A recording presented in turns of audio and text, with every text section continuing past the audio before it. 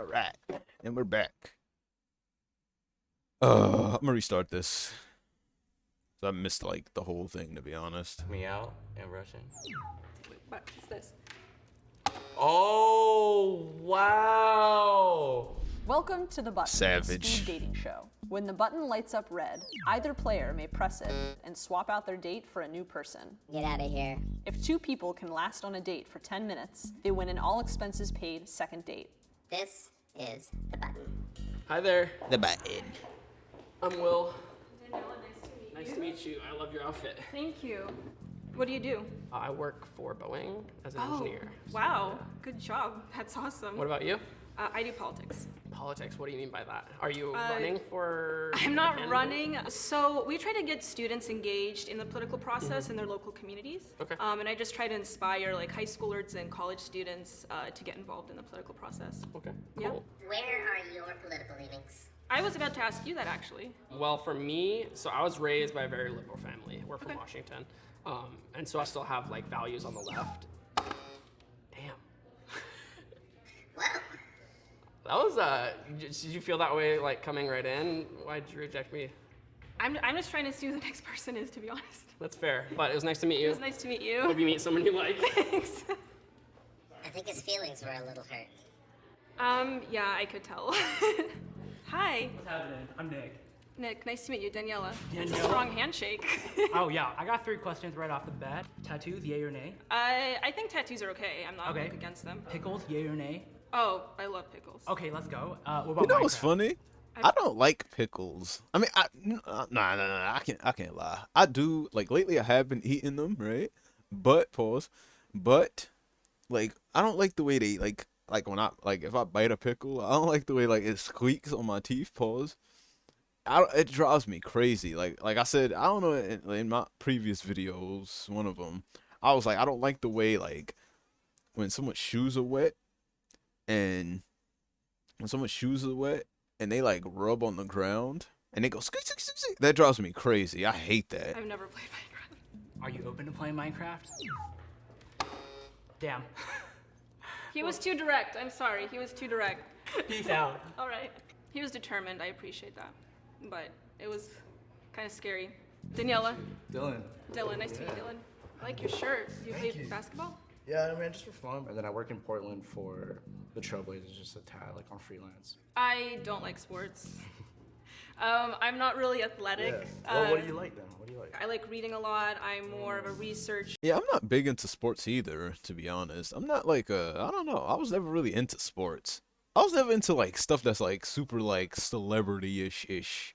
You know what I'm saying? Like sports or like get into like music, like knowing like celebrity drama and all that stuff. I was never like big into that. A lot of people are like really into that, but I'm not really into that.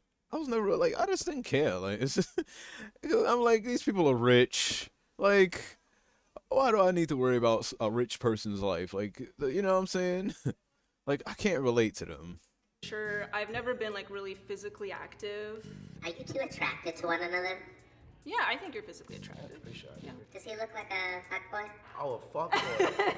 Do I look like a fuckboy? I guess you have to answer then. I think so. Yeah. Damn. Wow. Damn, that's crazy. Ask her what she's looking for. Okay, what are you looking for? What is making Yeah, you ask I guess this date's not done yet. questions? I guess a person that meets my interests, especially intellectually. That good enough, buddy? Hi, nice to meet you, Daniela. Max, nice to meet you. Max, Yeah, your political beliefs. Yes. What are they? I am liberal. You're not. No, I'm like the opposite side of the spectrum. The political beliefs. Yeah, get out of there. Hello. I'm Max. Okay. You're nice to meet you. Nice to meet you. So what do you do for fun? I thrift a lot. Okay. Yeah. Like clothing, furniture, like. Honestly, all the above. Okay. Ira wants a man taller than 5'7". Are you taller than 5'7"? I am 5'9". 5'9". Yeah. Ooh. For me, it's all about the leg proportion. No offense. I'm literally all freaking legs. So if you can't walk fast, I can't. Was it his height? What? Yes, unfortunately. What? because he's like, what? See this? See? She said taller than 5'7". Really, she means she wants someone that's taller than 5 feet in general. Like the whole 5 feet, like 5'8", 5'9", 5'10", all of that. That's what she means. Gently. How tall are you? 5'7". That's kind of short. Hi. How are you? How are you doing today? Good. What's your name? Khalil. Khalil. How do you Yeah, spell that? Khalil. Damn. Okay. Yeah. Where you Go. from? Originally from Russia. Russia. Do you speak Russian? Yeah, I'm fluent. Okay. Maybe can you ask me out in Russian? Ты хочешь пойти со мной куда-то? Когда-то? So you want to go somewhere with me sometime? Ooh, oh my goodness. Okay, and how do I say like yes, like I'm down Da. for that? Da. Yeah. Da. Yeah. Da. Yes, da. Khalil, Yes. how tall are you? I'm 5'8". Uh-oh. What's this? Oh. Wow. The distraction. Oh, you got me. That's okay. No, it's cool, Hira. That was amazing. Hello, I'm Carlos. Nice to meet you. You're right. Nice to meet you. So, do we just start asking each other questions? Yeah, hit me. All right, excellent. Why do you feel like you wanted to try this experience? I don't go out much, and I'm not the biggest fan of dating apps. So I was like, let's see what's in the air. Okay. Yeah. What about yourself? Just to experience something new, meet cool people like you, and just Good see, answer. yeah, and see what people's stories are. You know what I Yeah. mean? I'm very intrigued with conversation. One of Carlos's deal breakers is people who don't know how to dance. That's Do a good you deal. know how to dance, Ira? I do. Dance off. We're gonna have to see some dance moves. So it's just like the side, slide, and then, Yeah, the pop. side, pop, and then you add your own routine. Okay. So That Okay. was kind of hot. your turn. My turn. Am I supposed to hit It's a dance off. the bachata? The bachata? Yeah. Okay. This is so bad. What's something that you want to accomplish by the end of the year? I have 2 different goals. Okay. Right now is finding like a very good remote job. Okay. And 2 is moving to Hawaii. Ooh. Yeah. Why Hawaii? Why not? There you go. Life is short. True. Got to experience a little bit of everything. So, and why? I always is it wanted that to go to you press on Hawaii. them and not on me. You've been like asking the right questions. It's something that leads to like what you prefer. So it's like great conversation starter. Like the questions I had prepared, like what's your favorite vegetable? Okay. Yeah. A zucchini. Really? Yeah. Are you two vibing? I'm vibing. So, Yeah. What do you find attractive about one another? the way that you have something to add to everything that I've thrown at you. So you're the way that you think, I guess. So, Thank you. How about physically? Are you attracted to one another? Yeah. Yeah. It's really cute. What do you like? Thanks. Her smile, her eyes. I mean, I haven't stopped staring at them since I came in. So Your whole appearance, you look like you're like a little off like a business meeting. I'm actually going to a wedding after this. Are you actually? Yeah, I just don't have the full coat and the bow tie because it was You really, should've really worn the hot. bow tie. I know, right? fucked up. So yeah. I am gonna light up one more time. If you don't want to go on a second date, press me. If you do, don't press me and I'll consider it a match. I'm just joking. Ooh, rainbows! Congratulations. Do you remember one another's name? Who? You two.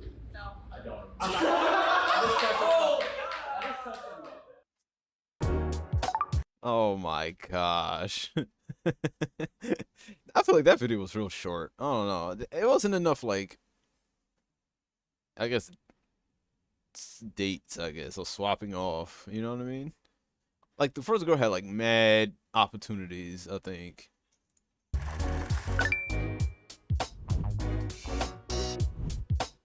Let me see. What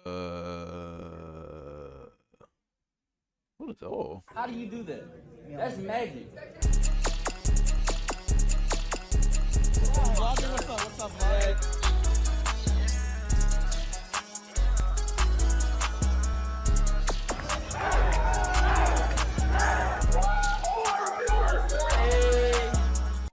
I'm at the airport right now.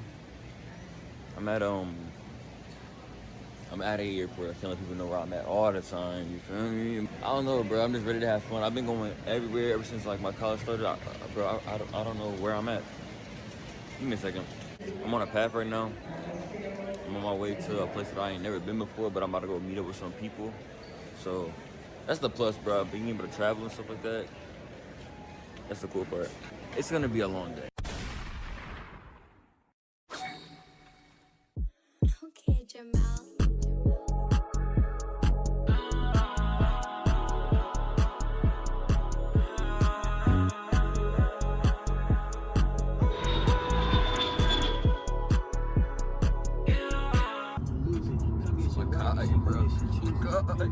Yo. My God. Then we got Roman the goat right there. The waterfall goes right there, bro. Shawty, she falling in love. I'm too out of my mind. Yeah. Better get some eats and stuff like that, and when the whole party's gonna come in, bro. It's gonna be a vibe. It's gonna be a vibe, bro. It's gonna be. Yo, what up, Limit? I see you're in here, Limit. It's all right. You can say something. It's gonna be a freaking vibe.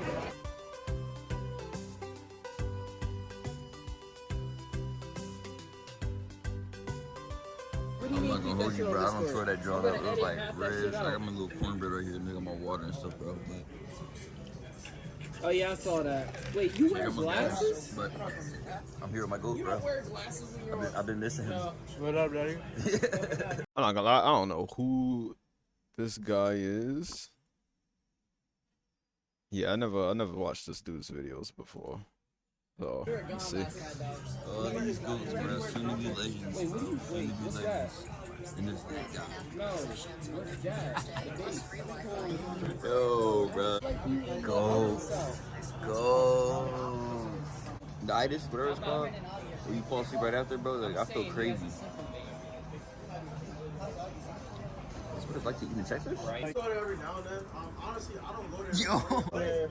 With like actual like guns and shit. So it's like a fun time. You could like have a good day there, and then like you're gonna be a 7 at night. You're gonna walk up to the 7 at Freaking. night, and you're gonna talk to the 7 super calmly because you know why? You don't want the 7 at night. I really don't. So if we leave now, we'll be back at 3. Yeah, we're gonna head back to our hotel, check in, get everything situated, and whoever wants to go to the mall will go. I'm gonna call and see if we can check in now. I got money on my iced tea. Rose gold and a white tea. Alright, where's the convention at? Alright, let's skip to the convention. Yo, me and Gordon on the side, bro. We waiting for bro. Yo, Yanko, come here. Yanko, come here. It's like something put up.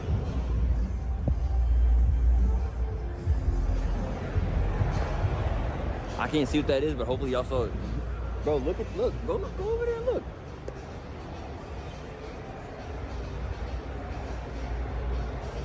Yes. Bro, all my Mega Man fans, bro. Yes, bro. Yo, what the freak? That's hard. Hey, you see that right there? Hey, 10. Hold on. Oh, slow down. Hold up. Alright. Yeah, I think I found a better video. No offense. But something that's a little more engaging.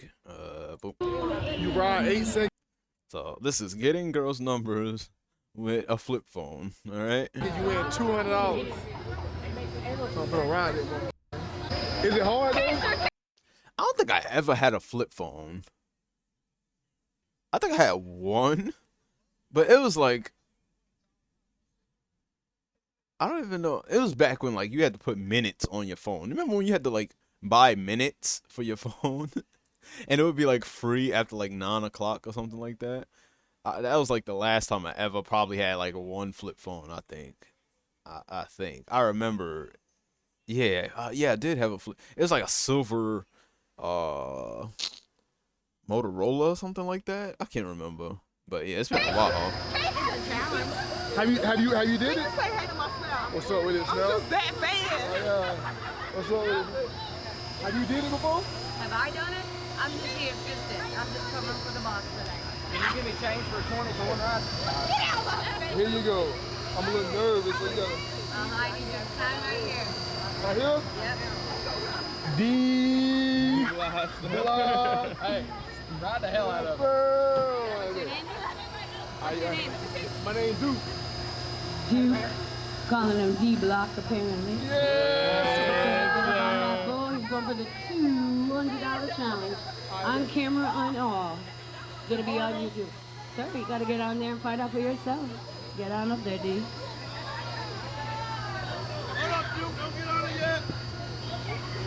Alrighty, now, young man, 8 seconds, one hand only. Can't touch or grab the bull. Oh, he ain't smiling no more. You ready? All those dumb bull rules. Here we go. We got D. We got Willie. We got Willie. We got D. Oh, man, sir. That was 6.7 seconds, sir. I think we got a phone somewhere Willie took. No, he'll get it on his way, though. That's a secondary phone. I can tell what it is. Don't forget the trap phone, D. Have a good one, sir. Thank you so much. Well, I'm gonna be on YouTube now. Really ride that motherfucker. You going there, bro? Honey, says he's gotta help his friends get those seats. More teeth and gold. All right, bro. Go ahead, bro. All right, Davo. Don't. Hey, it's one 8 hand, seconds, though. one hand. One Don't hand, touch or grab the bull, sir. Let me get myself ready. You ready? Yeah. Here we go. Here we go. Oh, yeah, Oh! Davo, no. 4 seconds flat, sir. But your dreads look great flying in the wind. Bro. Oh, my mama, she cheating, bro. Hey,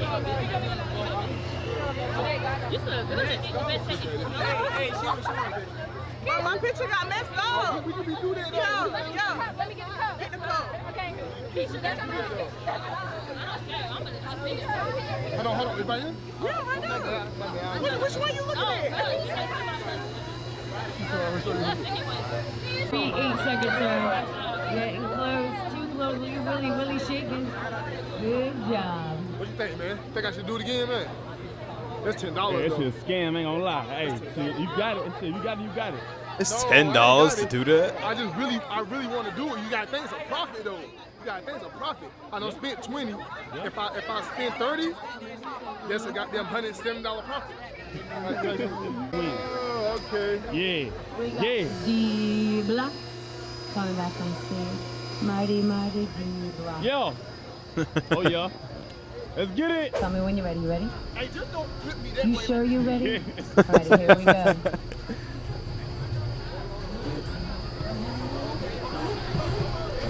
Oh. Oh, man. He left you.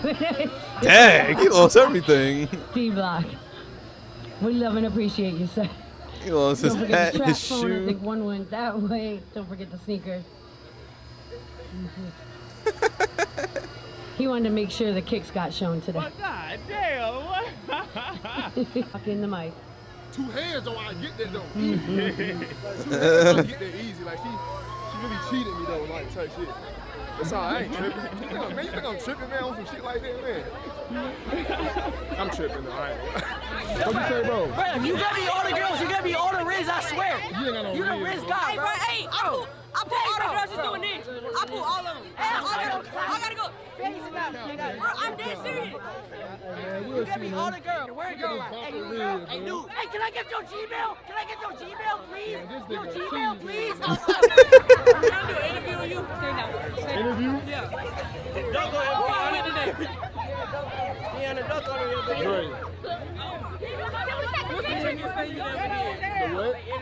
What's the freakiest thing you ever did? I ain't had. Hold on, how old you were, man? 15. Nope. Yeah. You don't need to be talking about that type of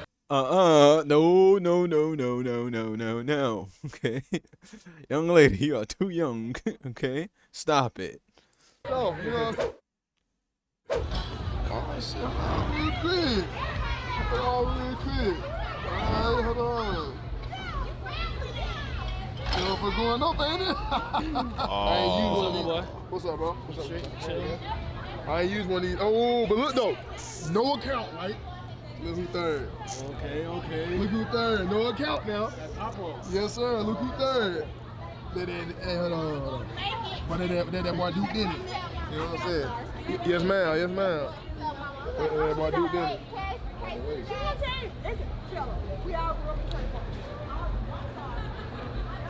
But hell yeah, make sure y'all go subscribe though. Do this, man. Y'all are a gang of beautiful men.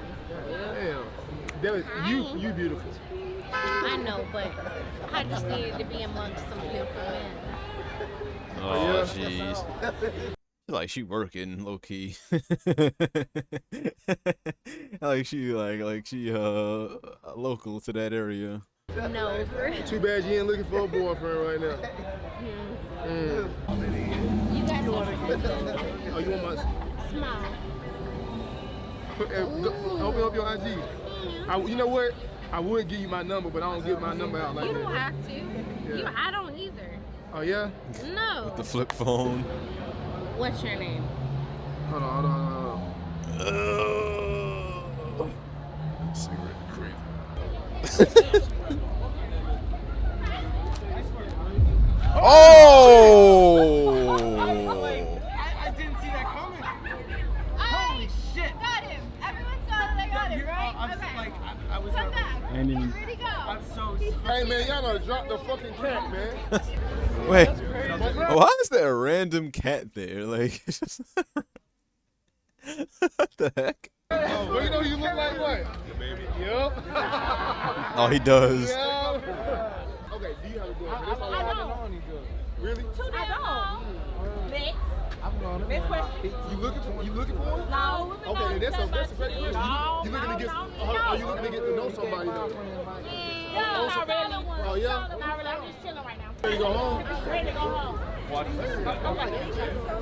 like your. I mean to be leaning on you. She get right away. I know. She get it right away because she got heels on. Listen, I can have your number, man. What's your name? 803?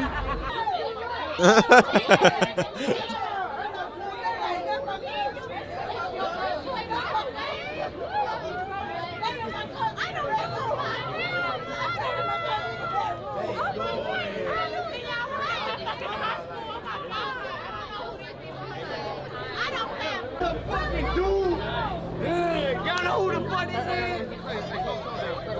Tight shit, but. Hey, man, I need to drive the Hellcat. Cut it, man. Cut this nigga, man. Tight shit.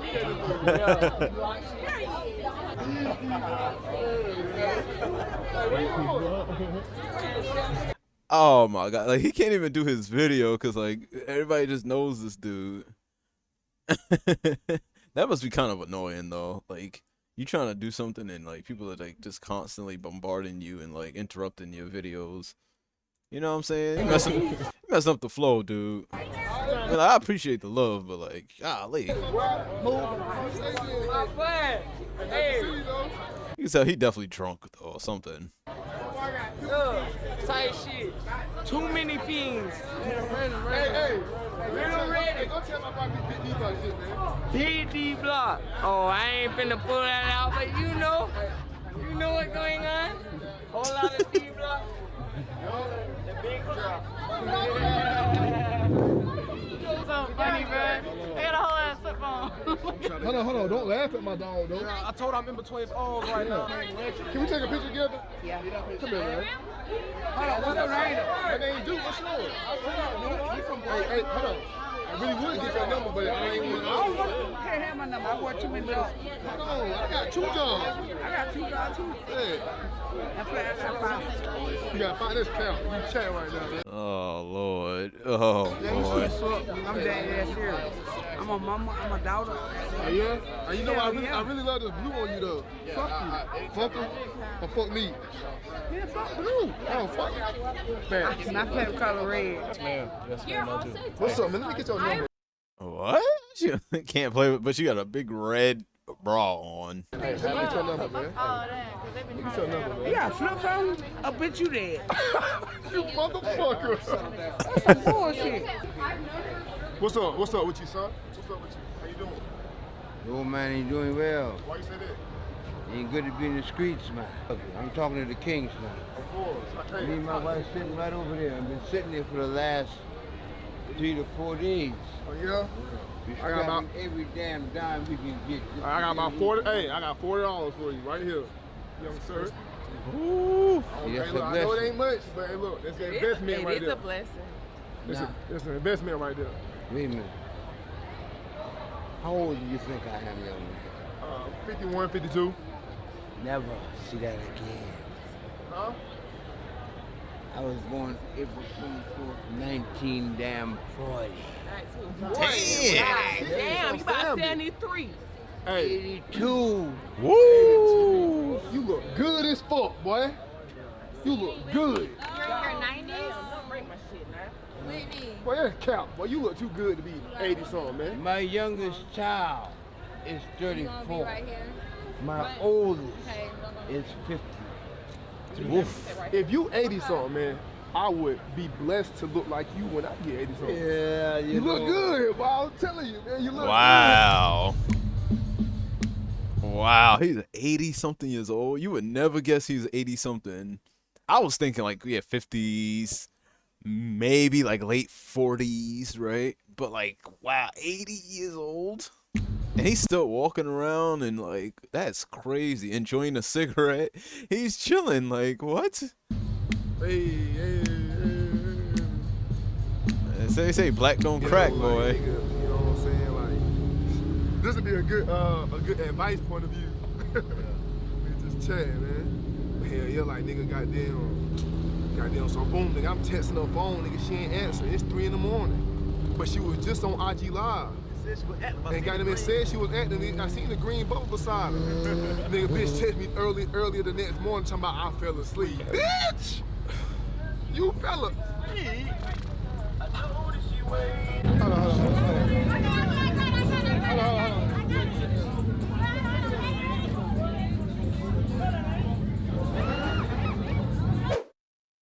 This bitch done went through my messages, my goddamn. Listen, I ain't gonna lie. I'll be asking ages, okay? You need to ask ages nowadays. You gotta be real careful. Photo. When she seen that curve, though, she done got that curve. This nigga cute. Hold on. Hold on.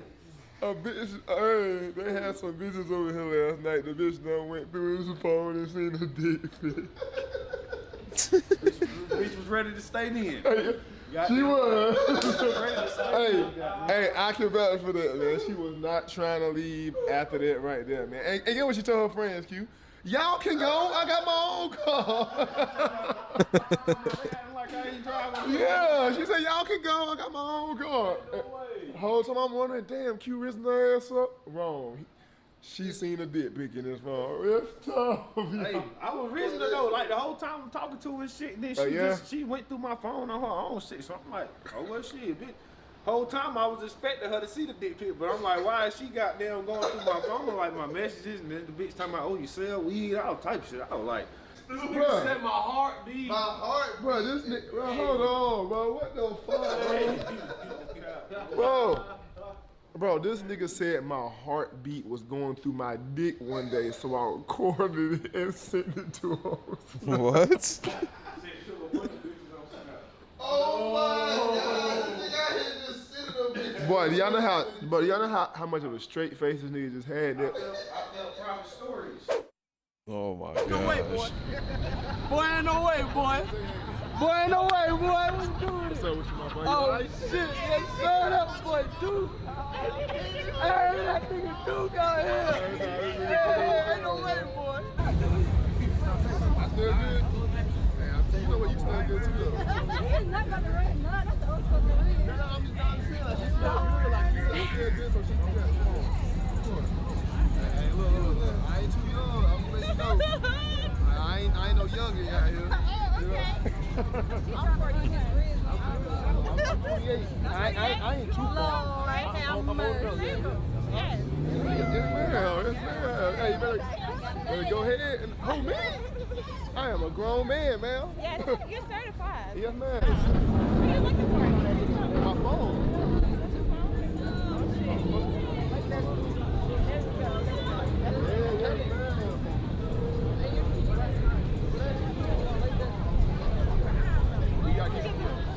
What's your name, though? Mo? My name Duke. It looked like they're at Myrtle Beach. I love Myrtle Beach. Oh my gosh. Myrtle Beach is beautiful. Oh my goodness. Like if I could live on like in Myrtle Beach, that would be amazing. What? Myrtle Beach is gorgeous. That's my nephew. It looks like they are at Myrtle Beach, but I'm not sure. Hey. Whatever.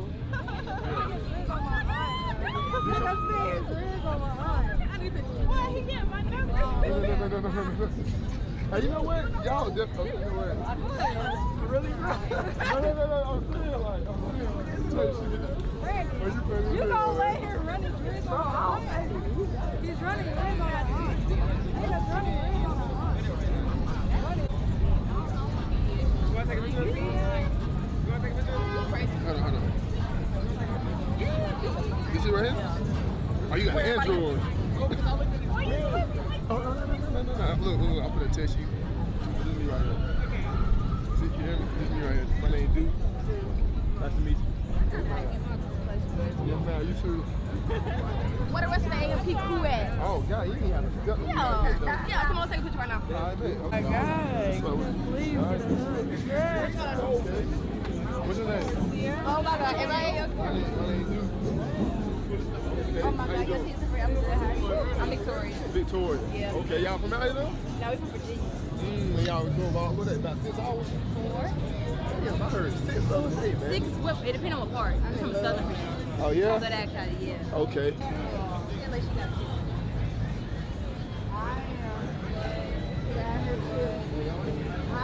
Oh gosh. Hey, don't do. Matter of fact, hey, come here, man. Get your number or something, man. Get your number or something, man. With this right here, right here. Boy, what? Oh, word? You gonna? I'm sorry. I don't care. Yeah, Is that okay. I don't care. Yeah, It doesn't matter to me. Dude, that's not your fault. That's not your fault. She didn't even light up when you flip it. You're just typing in randomly. I know my number by heart. Did the flip phone work? That's not even C. Oh, no. See, that's my, you know what I'm saying? Yeah. Oh, okay. Yeah, no, I was just making Yeah, sure. I was about to say, because I pulled, it was dead. So like I had to, I don't know, shit, I got my other phone with me type shit. Yep, my brother, Bert, he is my brother. That's why I was there this morning. Hey, nice to meet y'all, man. Y'all have a good night. Nice to meet you. Yes, ma'am. You have a great night, too. Yes, ma'am. Yep. See, I told you. It definitely was going to work, man. You see, hey, it was dead at first, and I was like, type shit, it's going to work, so this still count, low-key. We're from motherfucking bullshit. You hear me? No, we not. I'm from Raleigh, bro. 100 block. Fuck Raleigh, nigga. Man. Come on. WGN shit. We from the Bull City, Durham, North Carolina. You hear me? No cap. Well, that's a hard shirt right there. My butt got a shirt. This nigga got a Kotsky collared shirt on. That motherfucker hard, man. I'm so fucking Yeah, I ain't nobody. I just bought the camera. Oh, he's somebody. I don't know who is everybody did it. Oh my God. You got a phone out there. I don't know him, but I want to be like. Yeah, nah, I just bought the camera because I know Okay, so you do motherfuckers like the camera. YouTube. What kind of like videos you do? See, I just started like last month. What you do though? Like them videos they be like, hey, you cheating on your No. nigga? I just be doing random shit. Oh, like what though? Whatever I want to do. Like Well, now. You tell me. Like if I want to go ride a horse or some shit, that's what Well, I do let's that go day. ride a horse. Where you from though? Virginia. See, what the fuck is? What's up with everybody being from Virginia? Like, I'm from Richmond. I don't know where the fuck the rest of these bitches from, but I'm from Richmond. shit, I ain't never been to Virginia. Okay, put my snap in. Put that on the YouTube. I don't got Snap. I stopped using that shit. What the fuck you got then? Yeah, I don't mess with Snapchat anymore either. You finna hit me with them.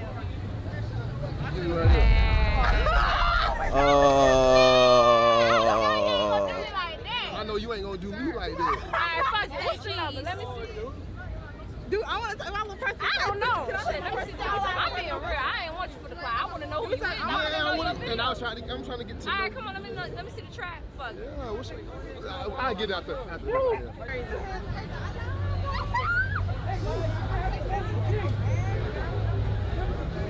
Real tight. Oh, real tight. Okay, I got you. I'm already knowing what this shit going. The fuck going on, nigga? I need my TikTok to blow up. Excuse me? You are too. What's your name? Jay? Oh, we already. My name Duke. Nice to meet you. Yes, ma'am. Where you from?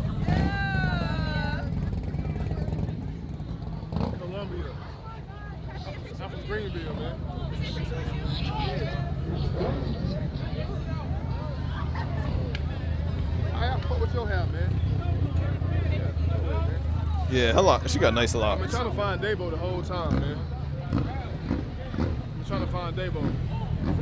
Where the fuck the nigga at, man? Real. Everybody knows So that. why you come up to me on it? Know what I'm saying? I just wanted to. Oh, yeah, man. Come up to me, man. You know what I'm saying? Ready? I want to let her talk to you like that, bro. Me personally, no, I'm talking to my dog. Me personally, I won't let nobody talk to me like that. I'm just saying, me personally, I won't let shit like that go down. But then again, like, that ain't me, and that ain't none of my business, really. Got me running down the fucking beach. Wait, no motherfucker. Let's take a picture. Let's take a picture though. All right, come on. No cap. I'm over here surveying this shit looking for you. Deja. Yeah, you right. You damn right. Wait, no motherfucking way. Say mama, North Carolina. Oh yeah. Yeah. Big dog shit. Big dog shit. Hey, you want a picture? Come get this motherfucker from me. Stop motherfucking playing with me. Stop motherfucking. Wherever North Carolina, wherever you from, I want to be from the same motherfucking place, man. You do? I want to be from the same You motherfucking do? place, Give me a hug. Oh my gosh. My nigga right here. Come take him from me. Come take him from me. Hey, you know what? Come take him from me. You know what? Come take him from me. We together from here on out. Yeah, we together. Yep. Come take him from me. What's today? Come take him from me. Come take him from me. Our anniversary is May 28th. May 28th. Our anniversary is May 28th. Boy, ain't no motherfucking way, boy. That's our anniversary right there, man. Hey. I told these hoes that's my nigga. He said when our anniversary. May 28th. That's today. That's today. Yeah. We're about town. Nigga, I've been looking for y'all, boy. What if we got stepped on, bro? Man, listen, everybody be like, what the fuck Duke here? I'm like, that nigga Duke here. I like your performance. I love it. Yeah, I'm locked in, brother.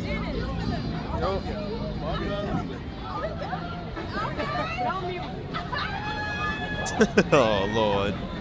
Oh boy. I ain't gonna lie. I ain't gonna let that motherfucker move. I ain't gonna lie. That motherfucker move. I swear to God. Okay. Yeah, that motherfucker move, brother. You say hey to my little guy. Yeah. How y'all doing? Yeah, for sure. They scared. I ain't scared. Oh yeah, I'm already knowing you ain't scared. Yeah. Okay. Oh Hey, shoot. look, I swear to God, brother. Hey, she got no drawers on. I can feel it. I can feel all of this right here. Like she ain't got no drawers on, fellas. Hey, but I ain't gonna lie, I've been doing the same motherfucking thing all day, man. What we on YouTube? What we talking man, about? I don't know what the fuck you talking about. Goddamn, I ain't got no diamonds and shit like he do. yeah. Damn, what we on YouTube? Yeah, you going on there? Say something right now. Damn, I'm broke. Hey, shout out Big 25, man. Yeah, we out this bitch with goddamn Duke, man. We about to turn up on this trip. Hey, no, I do got something. I'm telling Hey, look. Hey, listen. Since the governor of Florida is my daddy, I'm putting it up on camera. Come here. Hey, look. Free gas card whenever you go to Florida. Alright? What's your name? John. Hey, congratulations. Free gas card. I can't run across the shit. I'm over there. I saw that. He ain't got us for me. Bye. I'm sorry I went right now. You already know I was coming. Oh my gosh. Thank you. I know I look bad right now, but one day we're gonna get married. I promise you. I promise you. Alright, let's do it. I love you so much. Like, so much. Like, you're really my wallpaper. It's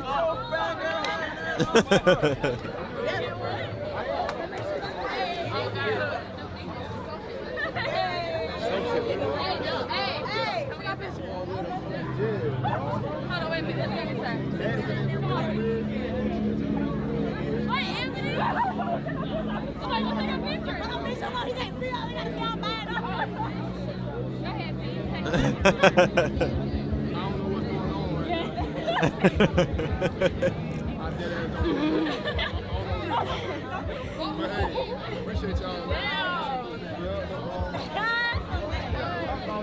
Hey, I want you in here too, though. Y'all ready? Y'all ready?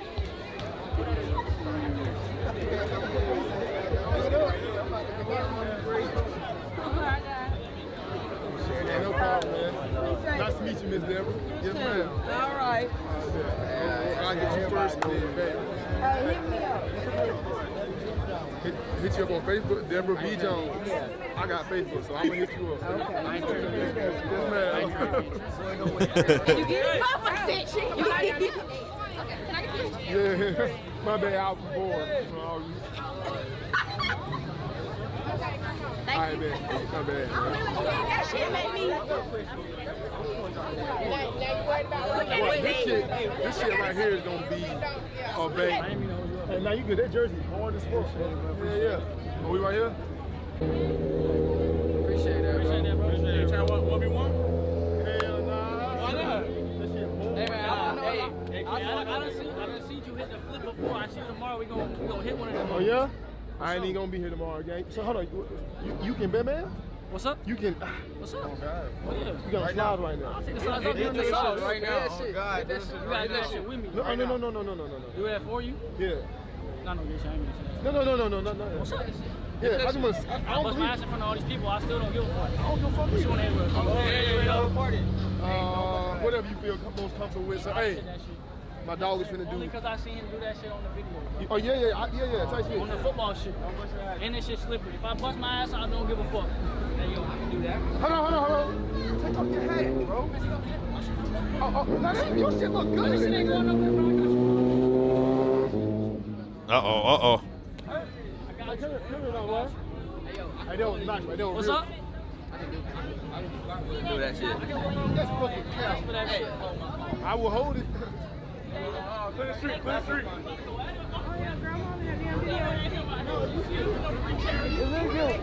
He about to do a flip.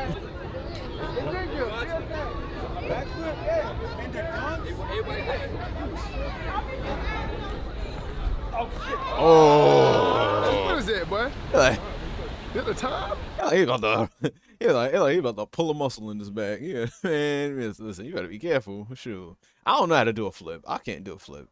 I used to be able to cartwheel, but I don't know. I haven't done that since I was like, I don't know, freaking in junior high school. Yes, it is. No. What is it, 0100? I ain't know what the fuck you was talking about, though. Hell yeah. But it's a 24-hour clock, that's all. Yes, sir. That red shit is crazy. Nah, that Let's shit see. is crazy. I got you. Hey, you gonna know who shot that shit. That's my slogan. Oh, yeah? You know who shot that shit. Well, I'm going to use one of them as my profile picture. Oh. Cal, everything that y'all just seen is for entertainment purposes only, bro. I really. All right, I have another video here that I just found. Or is it? All right, this looks like it's gonna be a good one. All right. Oh. What do you do with me? Uh-oh. You know, be risen. it's gonna get real spicy. The title is Porn Stars and Their Partners Play Truth or Dare. That you Alright. won't do in a scene. Oh, you me. Yeah, I don't do that with anyone else. I eat all of Whoa! Wow. I'm brutally honest here. Wow, eating booty is crazy to me. Like, eating booty is like, nah, I can't do that. I cannot. What the heck is this? Okay, whatever. Eating booty is crazy. I am not putting my mouth near somebody's exit. Like, Who are you two and how do you know each other? I am Kelly. I'm Robbie Apples. My name is Kate. Nathan Bronson. My name is Braylon Bailey. Apollo Banks. What does your husband do for a living? He's a porn star. Is it safe to say you're both porn stars? Yes, Yeah? absolutely. A porn star couple, is that rare? A healthy Yeah. porn star couple is rare. That's what I'd say. Who's the porn star? It's me. I feel like if you're like a porn star, right? I think that would be like the best relationship for you to find another star, cause like y'all both could understand what it's like, and yeah, just to me, I don't know, like if you like a porn star and you date like somebody regular, I don't say regular, but you know what I mean, right? That's not into that. That might put a lot of strain on your relationship, you know? I don't know. I personally could not do that. I know it doesn't look like it. She looks like the porn star. Do people think that? Yes. Yeah. Because I have big fake tits. Ah. And blonde hair. Who wants to start? Ladies first. Okay. She remind me of like a Star Wars character or something. What did you think when you first found out I was in porn? You asked me before we were dating. She was just asking me as a friend if she should join. I was like, okay, sure. I don't know, it'd be cool to know a porn star, so do it. You found some of my porn. That was how you first found me, right? Yeah. So first time you saw him, he was sleeping with someone else. Yes. That's wild. And you're like, this is the one. Yeah. When I found out you did porn, I'm like, yeah, okay, that makes a lot of sense. Why did it make a lot of sense? Because he's gorgeous. Have you seen the rest of the porn performers? Gorgeous and male performer doesn't really have anything to do with each other. Why is that? Why? Because it don't matter if you're pretty, it just matters if you can keep your dick hard. Who fell in love with who first? I think it was at the same time. I feel like you were such a hoe before me, and then the first I mean, person we're was still really- kind of hoes, but different, but different. I remember when you drunkenly told me that you love me. Yeah. It slipped out, and I was like, what did you just say? And you're like, nothing. You're like, I didn't say anything. I'm like, did you just tell me you love me? Like, no.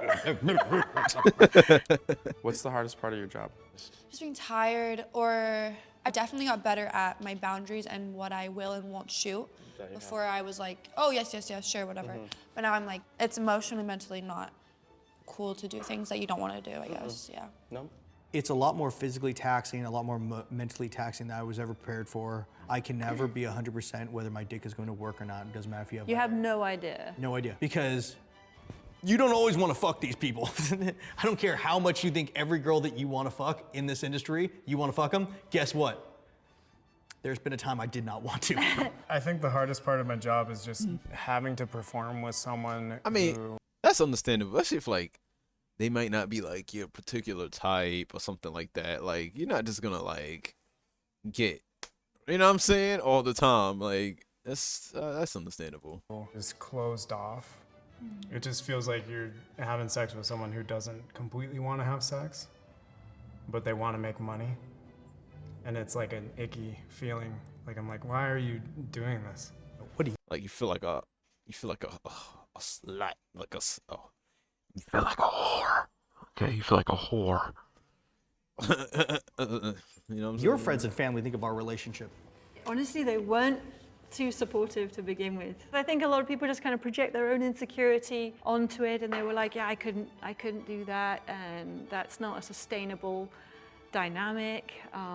They're all cool with it now. Prove them wrong. My friends think you're fucking dope. My friends think you're super cool. My family, they love you too. Yeah, and your mom knows what we do, and Yeah, she's my super mom's supportive. like about it. She's like, make awesome. sure you guys make your money. Yeah. Have people pay you the correct times, the correct amounts, be on top of that. What do your friends and family think of our relationship? No, I want to drink. They don't accept him, do they? Some people do know, some others. Is your family religious? Yes. Oh. Parents love me now. Yeah, my parents do love you. They don't know that you do porn though. They don't know what he does. So I think so far they just think he's just a full-time stuntman. But my dad was like, he gets a lot of work for a stuntman. He's like, Kate, does he do anything else? I was like, oh no, he knows. How does your family feel about your job? You know, I think my mom saw it coming. I mean, when I told her that I was a stripper, like long before I got in porn, she was like, I knew something like this was gonna happen. My sister definitely knows. Most of my family knows. Do you think your dad knows? I think so. My dad's called me on a handful of occasions. He's like, hey, where are you getting this kind of money from? I'm like, do you really want to know? My dad's a pastor.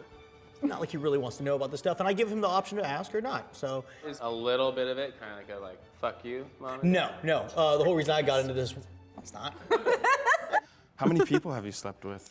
I was waiting for this question. Ooh. Maybe 100, around there. I, on the other hand. Because your personal life before. Before I got into porn, I remember that roughly was around 100. I've been in 7 years, and I'm working with a different girl almost every day. So the number. So 7 different girls a week. Maybe, Well, maybe sometimes- 14 if you're doing like I did double. that 7-girl reverse gangbang like the other day. I know it's probably 400, 500, somewhere around there. How many people have you slept with? Like 15? And I thought that was a lot. Oh, how many people have you had sex with? A whopping 25. I thought it was 16. You fucking slut! Oh my god! What? What part of my job intimidates you? Ooh. The whole thing. Hey, I'm gonna take a shot. You are? Yeah. Okay. Why is that a hard one to answer? It's not a hard one to answer, just there's always gonna be a little bit of jealousy. I'd say I'm more comfortable with it now. It makes sense. But I think it'll always be there for both of us. What part of my job intimidates you? The fact that you're able to fuck almost anybody. Like, if I'm gonna have sex with someone, I really need to know this person. I really need to be attracted to them, but he's just able to, yeah, whatever. Let's just fuck. Oh, gosh. What was her name again? Oh, yeah. I know their names. Does your job affect our sex life? There are some times where I cannot be, like, most You of the have time- to save your precious seed. Sometimes Ah. because like he doesn't want to come because he has to keep his cum shot good for the next day, or I'm super sore and he has a big dick, so it's like if I have sex too many times with him, then I'll be sore for my scene. Sex is great, but Yeah. after a certain point, you need breaks because it gets a little tiring. Do we have boundaries when It's it a lot comes of to my work? physical. Yes, change your bed sheets. Yeah, bed sheets. Please. I live in a place with one bed, and we usually shoot content on that too. And I'm like, wait, has a girl slept in here? You're like, yeah, I'm like, change your sheets. There's certain people that I don't necessarily want you to work with because I know how they are with women. I don't like that. I Yeah. don't want them to And you deal don't want with me to that shoot with anyone that has a giant dick. Yeah, no. It's just... Is it? Because like it doesn't feel good. It hurts. So I'm wondering, like, do guys think that because a guy's a bigger dick, they're like Maybe better it's than an them or ego something? thing as a guy. I don't know. It doesn't make any sense to me. What do you do with me that you won't do in a scene? The thing I do with you that I don't do with anyone else is just have those intimate moments of closeness, which is more beautiful than what I actually get to have in a porn scene. I mean, when we have sex, like I'm like giving you all, like every ounce of my love, you know, and I don't do that in my scenes. What do you do with me that you won't do in a scene? Oh, you cream pie me. Yeah, I don't do that with anyone else. I come in you, yeah. Yeah. I eat your ass. I'll let. Whoa! I don't know. I feel like she probably definitely did a pie scene. Like, I don't know. Maybe I'm just being judgmental, but yeah, I don't know. I feel like, God, brutally honest. you know, for the right price. Here. Have you ever thought about leaving me? Mm-hmm. Yeah, I know. I don't even know why you're worried about saying that. That's fine. I was a little panicked early on, wondering if this was something I could do. Have you ever thought about leaving me? Yeah. He's like, yeah. I don't do, like, me personally, I couldn't do it, yo. I could not date like a porn star or something like that. Like, that's just, I don't know. Nah, that's a lot of I don't say scrutiny, but like that's a lot of pressure. Like, then you gotta, like, you know, it's just a lot, man, because you don't know who their coworker was messing with and all this stuff, and you know, it's just, you know, I don't want to catch no STDs, nothing like that. Yeah. I feel like we both. Yeah, I'm gonna take a shot. Honestly, I think we both had the What conversation. couples don't get in arguments? Yeah. Never, ever, ever, ever. Do you think about me when you're having sex with other people? Sometimes, yes. There's been definitely a handful of times when Does I'm it doing a help? scene and I'm just like this.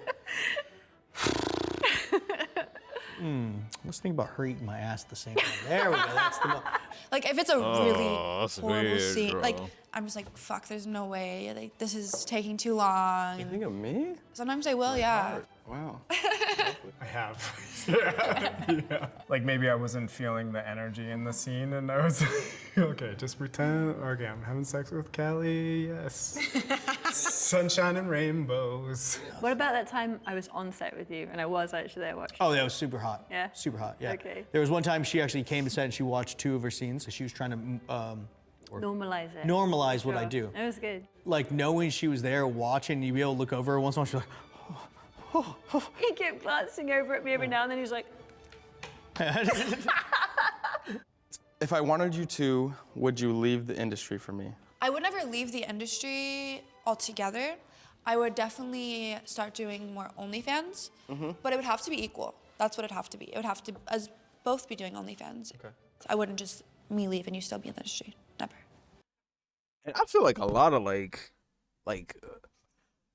prawn stars do that, right? Like they freaking they start off doing that, and then they stop that, they start doing they leave the industry or whatever, and then they do OnlyFans. I think, well, in my opinion, I feel like that's the best way to get like a constant revenue out of it, because you already have a fan base. It's not like some random person just making OnlyFans, and then like you still need a fan base to subscribe and to stay subscribed at that. Okay. That's fair. Yeah. Would you leave the industry for me? Would I quit for you in the long run? Yeah. You would? Really? I mean, he can't do it forever. Like, you know what I'm saying? He can't be freaking 60. I mean, there are, right? Like 60-year-old, whatever, that weird, whatever, cook stuff. But, like, yeah, like, I mean, he can't be 80 years old doing that. Like, you're gonna freaking have a heart attack. You're gonna die. Oh my gosh. That's like huge. All right. I hate these people anyway. I don't know. If it was like a transition and I was on board with it, sure. This was never my goal job in the first place. I like doing it because I'm good at it, If we're gonna have this life together, it's like you wanted that, I'd probably do it, yeah. Oh, sweetheart. That's a big deal. Oh, thanks for the titty poke. Why do you think we stay together? I think we're incredibly compatible.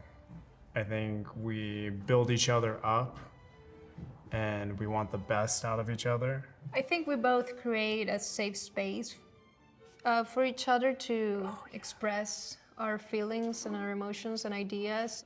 Well, of course, because we love each other. No, I feel like a girl is more accepting of their partner being in the industry compared to like a guy accepting a girl in the industry. You know what I'm saying? That's because, like, I don't know. I guess like maybe girls like kind of understand that it's not an emotion attached towards it, but like for a guy, it's like we see like, oh well, like for them to do that, they gotta be like kind of like emotionally invested. I don't know. Maybe that's just me. But we're honest. I'm very forgiving, and Because you're very forgiving. fuck Jesus. yeah. That's why we stay together? I feel like because I think about it and I'm like, is it really worth destroying a relationship over something so small? Yeah, fair. Like, it's more what you can go through and heal from and bond. Why do you think we stay together? I think we stay together because when it comes down to it, I'm something that you've needed. Yeah. Through the times, all your relationships never gave you the freedom or the love that I would. And I want you to feel like the woman who can do anything because you haven't had that in your relationships, and I want to make sure that you feel that in ours. Aw, she's I crying. love you. I love you so much. Aw. Ah. Oh gosh. Okay. That was good. That was good. I feel like, I don't know. I like watching these. All right, let's see. I had a are men superior to women, alpha or zetas? Oh. All right, before I watch the next video, I'm gonna run to the bathroom real quick because I've been streaming for like more than probably 3 hours now. So I'll be back in like a minute.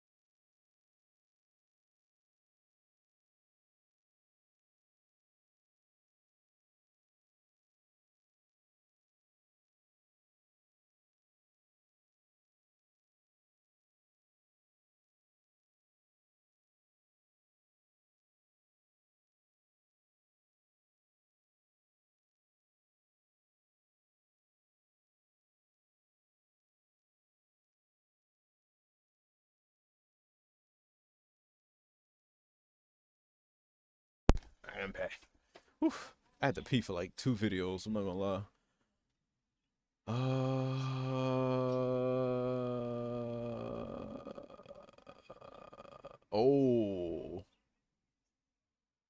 Okay, I think I see one here.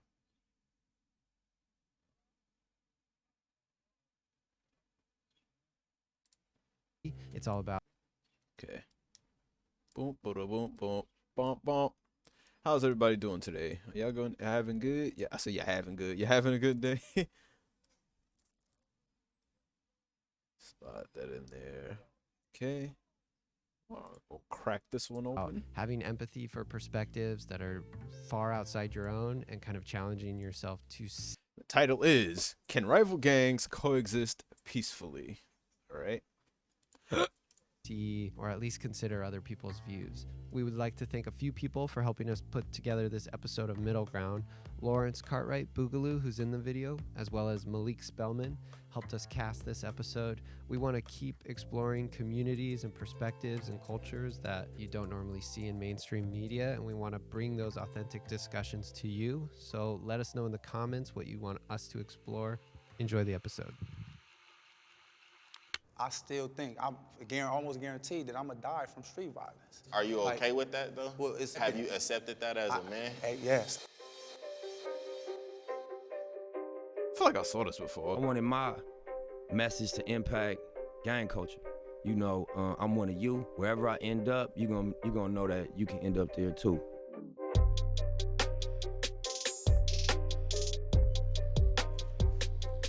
I was affiliated with the Blood Gang for my entire life. My heart, my soul, my family are Bloods. I'm affiliated with the Cabanilla Park Power Rules. The Anthony Park Miller Gangsta Bloods. Power Rule Gang. Black Peachstone Jungles. I'm affiliated with the Rolling 60s. Been gang banging for most of my life. No high school diploma, but I feel like I know it all though. When you young, you know, the excitement of it, the brotherhood, you kind of like fall victim to it. But I feel like it also prepares you for the real world and gets you ready for like a lot of like obstacles that you might run across. Everybody just labels a gang member as just a terrorist threat. You know, just not real human beings, but that's not the fact.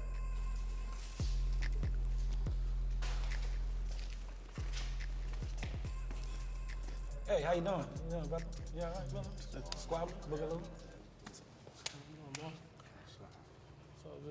Yo, what's going on? My name's Seti Mack. I'm from Antis Park. I do rapping, comedy, and I'm a jack of all trades, really. My name's Jay Nasty. I'm from Compton, Spooktown. Freshly paroled from prison, a certified welder. My name's Squabbler. I'm from the Jungles. I'm an up-and-coming artist from Los Angeles, California. My name is Skip Townsend, and I come out the West Adams area, and I'm a job developer and also do human development as well. Yeah, I'm Boogaloo, Westside Nellas. I'm one of the CEOs of Rosecrans Entertainment. My name YS, I'm from Cabanilla Park. I'm an up-and-coming artist, and you feel me, I do a little bit of everything, just try to play my part. My name AD. I'm from Rolling 60s, and I'm a street activist. Step forward if this statement is true for you. Gangs aren't as bad as the media portrays them. Shit, we all coming. That's number one. It's everybody, big dog. Man. Yeah, let's talk about this stuff. A lot of people like in gangs, you know, we grew up together as like brothers. I can go spend a night at my homie's house, you feel like mama feed me, you feel what I'm saying? And together, we done came up with ways that we could feed the children. We done did backpack giveaways, we done did all type of shit, but the media, they always put out the negative about us, but they never like put out the positive shit that we done did. I feel like the media got like... It's just like with the mafia, right? Like, I feel like a lot of like... I feel like even like with the mafia, they did stuff like this. So it's like they gave back to the community. Because that was the original the original like idea of like making a gang, right? Was to like protect the community from like police and stuff like that. And you know, that's what the original like that was like the origin of gang culture. You know, it was to protect the communities and protect them from like police brutality and all this stuff and whatnot, what have you. Like a lot of like Black Panthers and stuff like that. ended up like their kids ended up becoming like gang members, stuff like that. What up, Sam? Like an old school perception on what gangbanging is or what gangbanging is about, and modern day gangbanging has evolved from what it's been back then. So now it's okay for Bloods and Crips to go to school together, to where back in the days you couldn't find a Crip at Centennial, you probably couldn't find a Blood at Crenshaw, like, you know what I'm saying? So nowadays we can coexist. They don't never really show the unity of it all. Like they always show the separation, the segregation. They don't really fathom the strength and the power we got inside our community. And I really don't think they really care about that. They put us in this one statistic box. That's how I feel. You know, and they leave us right there. That's where they want us. But it's really up to us to say, okay, at least the next generation is gonna come with something. They're gonna come with positivity. We living, but we really not surviving. We too in competition with each other. Everybody hard now though, you know? So I see everything on social media and everything. I'm really locked in with all. I mean, I posted something positive about me giving backpacks away and stuff at the park and all that with the homies and stuff. It got like, what, 1,000 views, 2,000 views. I get like 5,000 views and I'm posting something crazy though. You get me? When you doing positive, you cloud chasing. When you doing negative, it's all good because that's what we used to. That's the bread and butter, I guess. That's what we already do. So what's happening right now is you about to leave a legacy, right? But it's not gonna be a financial legacy. See, if there was something you was doing positive and all them 5,000 views you got, they gonna dwindle down to about 200-300 if you was empowering the community and shedding light and, like you saying, waking people up, then all that's gonna go away. But as long as you got the negative influence, well, you gonna leave that legacy, but ain't nobody gonna be able to eat afterwards. Someone I loved died from gang violence. Oh, man. That's crazy, man. We ain't even got to get up, man. Just ask a question before we sit down. The first time I ever seen somebody close to me pass away, I was young. My older cousin, right in front of my mama's house. Another black man, just typical statistic gang banging. And it's like, visualizing that as a young boy, it's like, that's probably. Like, I'm not gonna lie, like, I'm all for gangs, right? But when it becomes to like people like killing each other, I think that's obviously bad. You know what I'm saying? Like, I don't think that's a good thing. Just like I was on TikTok and they was talking about like King Von and stuff like that. I'm like, yeah, but I'm like, a lot of y'all, like, y'all really encouraging this gang violence. It's like I don't see like why people are so hype about like someone that, like, I don't want to say that he killed people, but like he definitely was like involved in stuff like that. You know what I'm saying? I don't think that's a good thing to be hyping or be hyped about. Like, oh yeah, he was a real gang member. Da da da da. It's like, bro, like, but at the same time, people lost family members and all this stuff. It's like you can't glorify that. Like, as a black person myself, me personally, I can't get, like, I was never like hype about, oh, well, so and so got shot and then laugh about it and stuff like that or what have you. Like, I was never like into stuff like that. Like, I'm all for like you know, them helping out the community and protecting from like the police or what have you. Like, that, to me, that's good. One of the reasons why I am who I am today. It's traumatizing. Like, it's traumatizing, and it instantly adapts you to your community. Cause just like the police, if you think about it, the police are a gang. Like, that's a gang.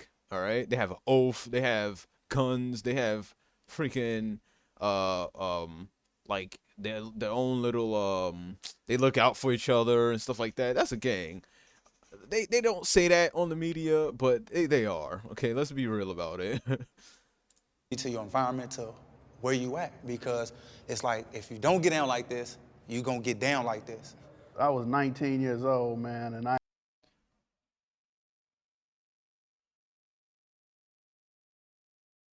Yeah, like, I remember when I was in high school, I was like kind of, I guess you could say it was a gang, right? But we wasn't like a huge gang. It was probably like 5 of us or something like that. But we never like got, well,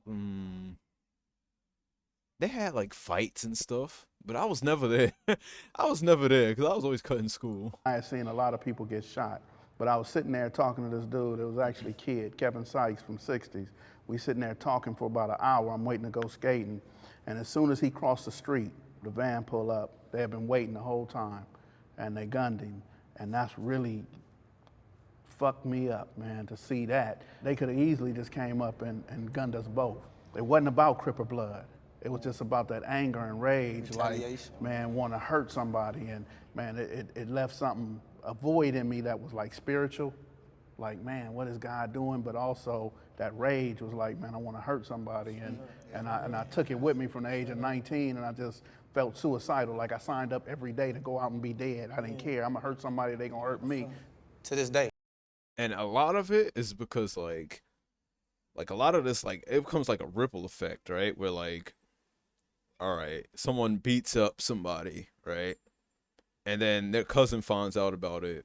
And then the cousin goes and to retaliate, he just shoots up someone else, some random person, or maybe the person that beat up the dude's cousin. And then they say, no, freaking the person that got beat up or killed, their family member finds out about it, or their friend finds about it, and then they go back and attack them, and it just goes back and forth, back and forth, back and forth, and it's never like a complete, like, like an end to it. I still think. Or it could be like drugs, some little stuff like that, like, oh, they sold drugs to like somebody, and then whatever, I'm almost guaranteed that I'm gonna die from street violence. Are you okay with that though? Well, have you accepted that as a man? Yes, I accept it because it's like all the negativity I done dished out. See, I want to say something because this is what's causing me to change, because I made that same pact, that same vow for my gang that I'm gonna die for my gang. I'll do life for this shit. Yeah. But recent shit has showed me that I got another purpose. I could do something else. I don't have to die to gang banging. Let me ask you something real quick though. You got a child, a baby, a girl. I got 4 beautiful blessings. You got 4 beautiful blessings. So here's the thing: would you die for them? Of course. But that's not what they want. No, they need you to live for them, and you ready to go out every day and die for them, and them the same people need you to be alive. Damn, man, I done lost so many homies. I done lost some Crip homies. I done lost some blood homies. I'm over with this gangbanging shit. And that's another thing too. Like, people think like just because like someone's in a rival gang that they don't have friends in the rival gang. It's a lot of like, there's even like people that's in the same gang, but they live in different neighborhoods. So it's like how like the Bloods and the Crips, like there's Bloods and then there's the Crips, but they have like different branches of the gang, right?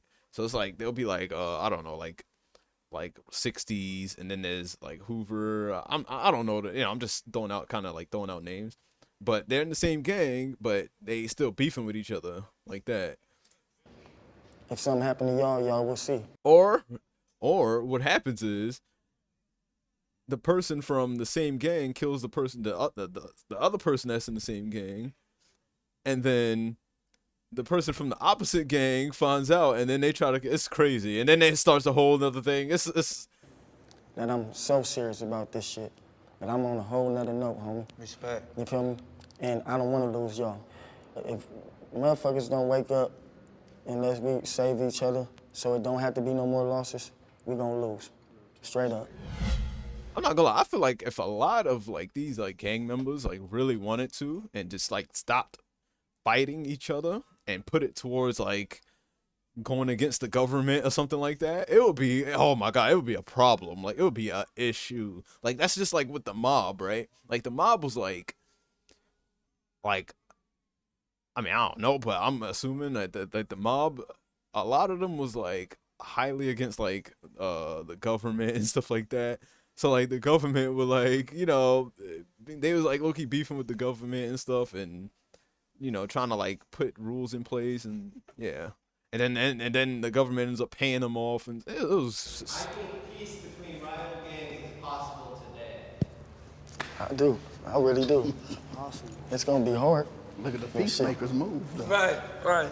I've actually did it. That's why I feel like it could be peace, because I've actually sat in a circle and had a conversation with my enemies, and we cleared the air and killed our little difference. Now, it's not peace between all my enemies, but it's peace with the main enemies, with us. And we not even gonna call it peace, we gonna call it an understanding, because that's what it was. The understanding was y'all stay on y'all side, we stay on our side. Don't disrespect that line, and we good, and keep all that internet goofy shit, dissing. Y'all keep that shit out of the circle, and we good. And it's been working so far. We had little bumps and bruises, but it's been working. This question was complex. Oh my gosh, and that happens. I think that happens a lot in like, well, in any gang, right? It's like, especially with social media, you'll get someone that like comments, and then like they're like, oh, well, I know him, and then they freaking start beefing over the internet, and then they see each other in real life, and then next thing you know, somebody's dead, and then yeah, once again, it just trickles down.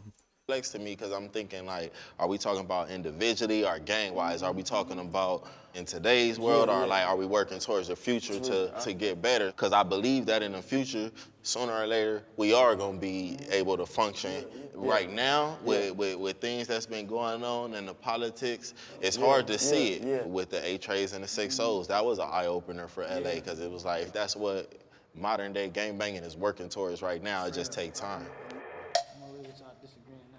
People nowadays, like, it's a revenge cycle. It's people that'll kill you that don't gangbang.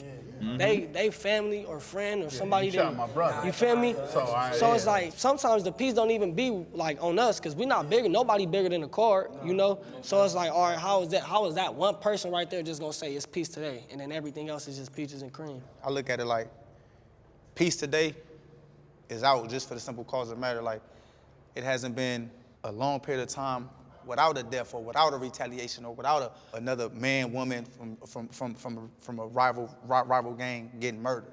Show that you don't want to come to my hood and bust on me or knock me down. Let me show you the same thing. And then once we get that understood, then you can go about your life. I'm gonna go by my business. But it's a thing called leaders and followers. It's some leaders that's gonna be speaking peace.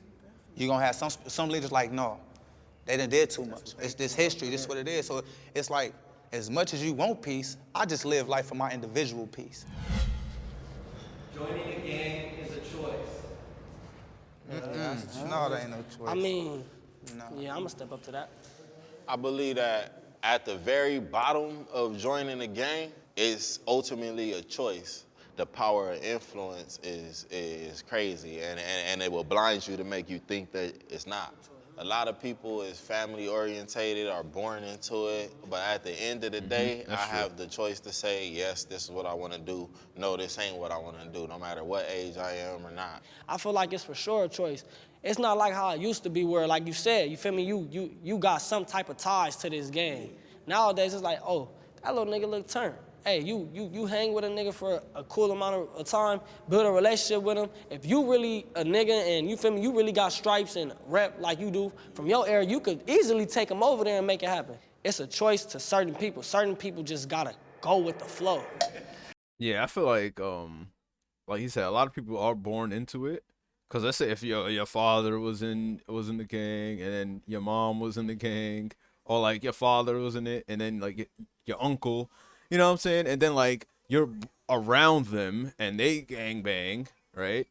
And they say no, they kill your father, and now you grow up hating so and so and so, and you know. So yeah, I think some people are like born into it. Definitely, they inherit it pretty much. It's not so much of a choice. Now, if they decide to act upon their their vengeance, like they're really angry about it, it's like. That's their choice. They could just be at peace with it and just let bygones be bygones or whatever. But some people don't. It's just like a way of life where I come from in my family, because we always gang banging. Like I grew up to seeing blue rags. I grew up to seeing my brothers gonna fight their enemies at parks. I grew up to seeing dope sacks. I grew up to my daddy whipping dope in kitchens and all that. So it's like, that's not a choice. It's just you adapt to it. You adapt because I didn't that's what choose it this is. shit. This shit chose me. I signed up and they accepted. You feel me? This shit like the military. Let's not play. I mean, my daddy from Compton, from a kid, this nigga had me in this red Cadillac, slapping through Compton, rolling up weed and dope. My mama side of the family, my cousin from Palmer Block Crib. Then I got other cousins from neighborhood Pyru down the street. And then I moved to the 60s at 8 years old. Then my older cousins, they start gang banging, you feel me? So it was just a way of life for me. This is what my family was about. It wasn't no choice. Luckily, I had big homies to where they didn't want me to gang bang. You feel what I'm saying? They always told me play football. I had homies that didn't want me to gang bang either. You feel me? They was like, AD, go play basketball, go play football. I even had a nigga that, Peanut, he used to come to me and say, Stop gangbanging. And I used to think this nigga thought I was soft, y'all. But the whole time, my nigga was being a real man and didn't want me to do this shit. You feel me? I want to be Bruce Lee, man. Bruce Lee, I want to come home and kick everybody, man. But the Crips was at the movie theater. So we had to fight the Crips, and I'm 9 years old, and I'm like, man, I want to go to the movies. So it wasn't a choice. It was like, man, at the age of 13, I'm like, you know what, I'm going to stop being a victim. I'm going to fight back. I'm more afraid of the police than I am of a rival gang. Hell yeah. Oh, shit. Can I start? Can I please? Hey, I'm starting I'll this probably one. be- I fear the police because they the biggest gang in America. I think you just spoke for all of us. They basically got all right to knock us down with no justice after that. And on the side of them cop cars, it says to protect and serve. But they ain't doing none of that. They taking us. So it's like, of course I'm gonna fear you because you the one that's supposed to protect us. So I'm looking at you in the sense of, okay, you supposed to be safety, but no, you really coming at me with your gun out. Right. You feel me? But I'm looking at this man. I know how he coming. It's not a facade how you gonna come. So I'm prepared for how you gonna come. You feel me? So when a cop come at you, why off top? If I'm supposed to be protected and served, why I gotta put my hands up all the time? Just keep it simple, man. I'm afraid of the police because, let's say, for instance, my enemy shoot me and I survive. I can go revenge and honor that. You feel what I'm saying? The police shoot me, I survive. What the fuck can I do? And he can smoke me and can get away with it. My homies ain't go rally up and go smoke them niggas. You know where to go? They done sent him to Santa Barbara somewhere. You feel what I'm saying? He had a whole other department. Still got his position. That's it. Yep. I want my kids to be in a gang. No. No. Not at all. Not at all. I don't even gotta speak on this. The reason why I wouldn't want my sons or my daughter to be in a gang is because of the way the perception that society has on a gang. It's not about the way the community views a gang, because all that is an address. But if my child is from a gang, then I don't fear the communities around it. I fear the police. I fear that if my son break in a house, well, he should go to jail for a year or two. But if he in a gang, he gonna get a 12-year enhancement. I don't want my daughter to be in the gang because reality, there's only two roads to this shit, either death or jail. It's only few that slip through the cracks. And it's like, I don't want my kids to gangbang because I know how gangbanging limits you. Definitely. You know, it keeps you stagnated. You know, you can't go out there and be adventurous and see the world. And like for my son, my son, he can grow up and love a woman. Right. And her brothers could be from a gang that now you can't even love who you really want to love because, you know, just don't limit yourself. I don't want my kids to limit themselves. You feel me? This generation of gangbanging is a gift and a curse because it's kind of beautiful because we come from a generation that we figuring it out, we breaking it out. We got a lot of black entrepreneurs, we got sports players, we got rappers, we got people that got their own clothing lines. And this is all people that came from a gang, so it's like we not all bad just because we came from a gang. But as far as my kids getting involved with that, you don't have to gangbang to do all this stuff because you could go way further doing it if without those gang ties. But also, gang culture influences Tupac got influenced by gang cultures and cost him his life. So it's like, it's like gang culture influences everybody. But for my kids, my nieces, my nephews, and everybody under me, I do not want that for them because it took so much of my life. Me personally, I don't have any kids, but this topic right here, I got a little twist to it.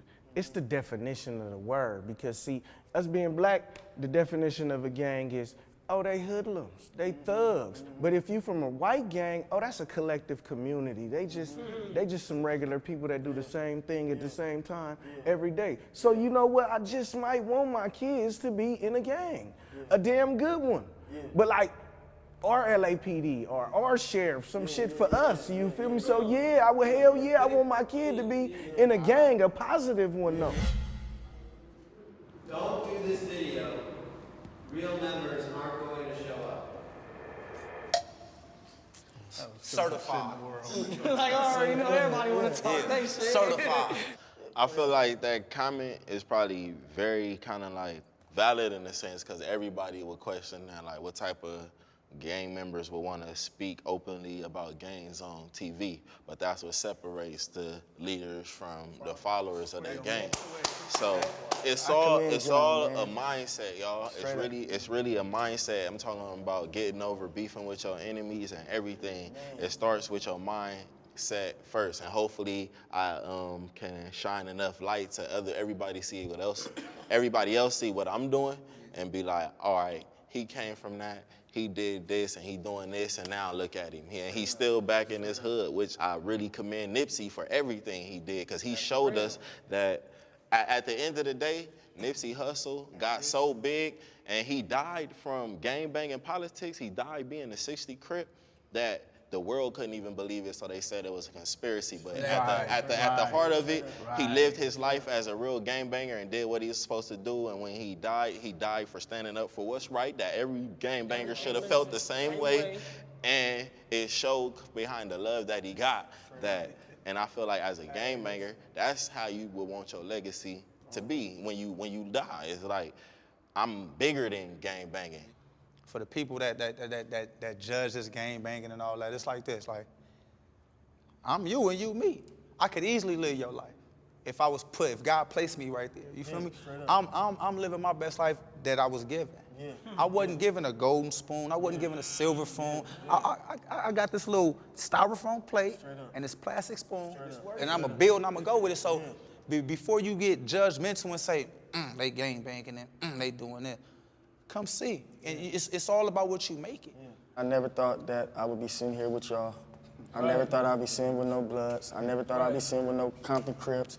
I never thought I'd be sitting with no other gang but 60s. And I didn't want to sit with no other gang when I was a youngster. I didn't want to do nothing but go hurt people. I didn't want to do nothing but gang bang and make the hood proud. But now, that's out the question. My fight is for these people, for them. My fight is for every LA gang. That's my fight. I'm from every LA gang now.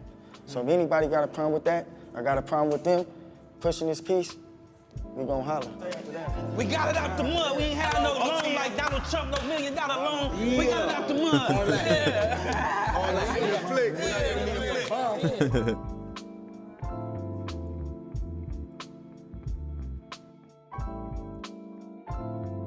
That was a good video.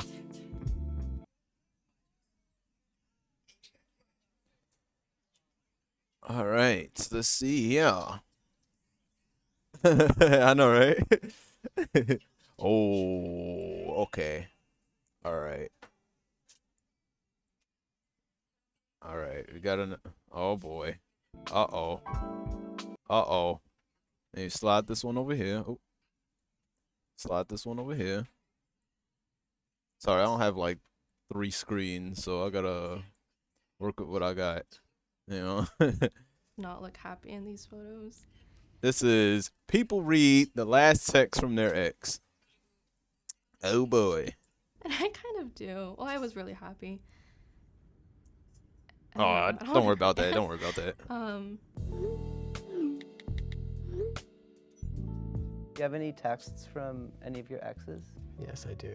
Yes, I do. No, I don't. All that's deleted. I do. Yes. We were in an open relationship, which had been, fine for the almost year that we were together. We were both very communicative, very open, and, very accepting and willing to, discuss whatever was brought up. And one evening he asked me that if he could see someone that, he had seen again. He was like, hey, can I see so-and-so again? And it was the first time where I was like, no, sorry.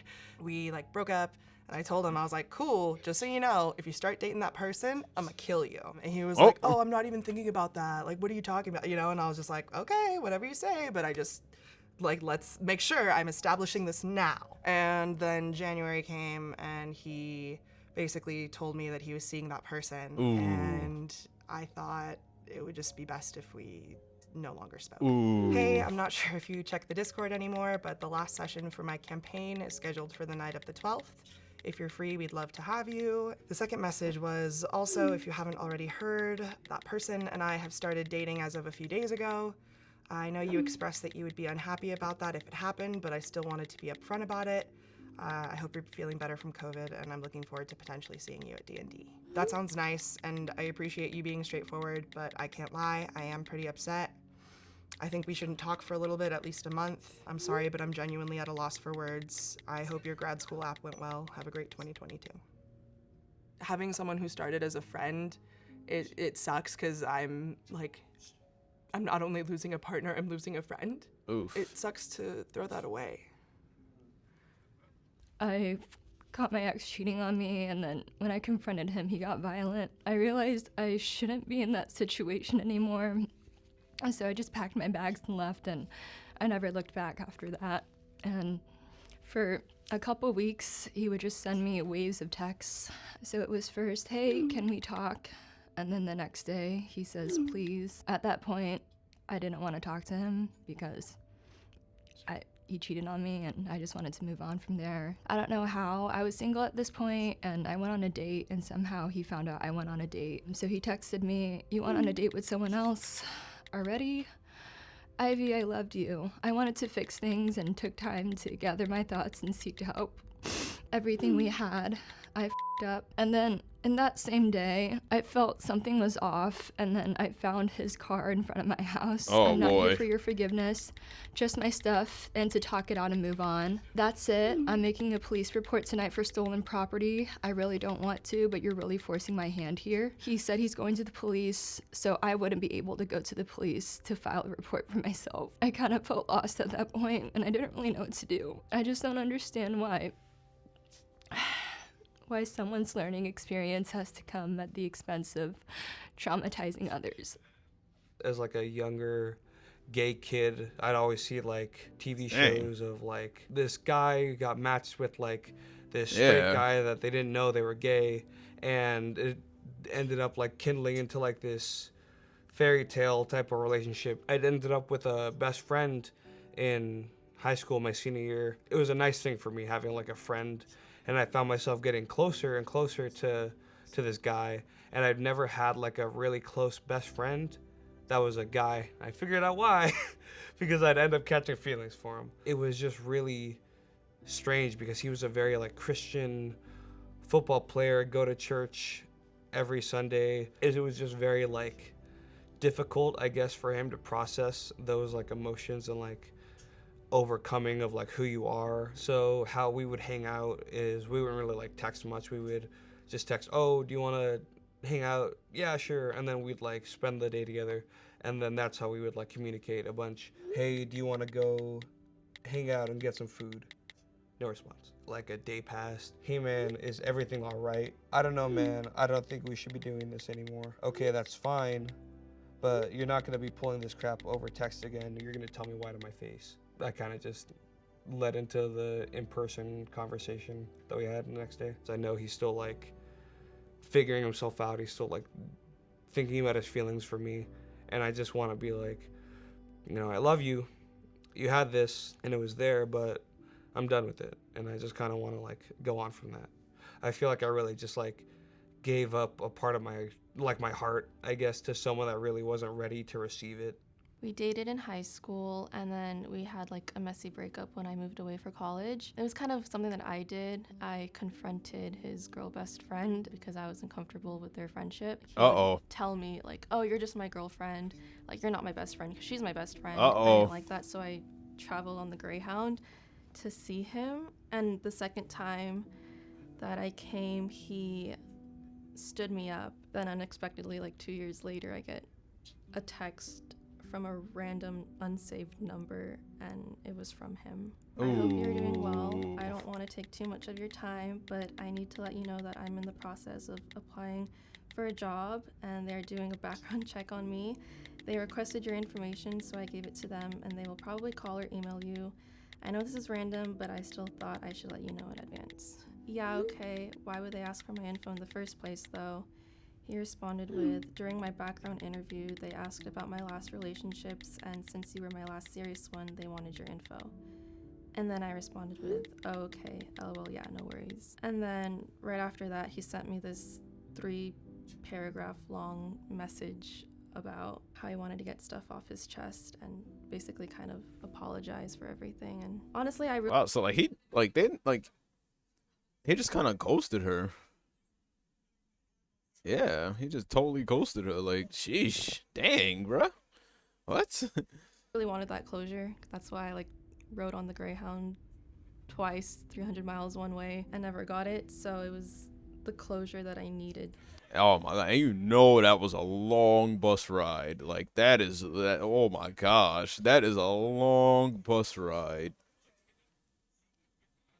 Dang, that is crazy. What? 2 years ago, but I'm finally getting it. See, that's long distance, man. I couldn't do it. No, sir. Do you have any photos or videos of when you guys were together? Like I'll have notifications and I'll say like memories or highlights and it's like Disneyland 2018. What goes through your head? Oh, that's the worst. You ever had like a random like one of those like those like I think Google does that, right? Or Facebook?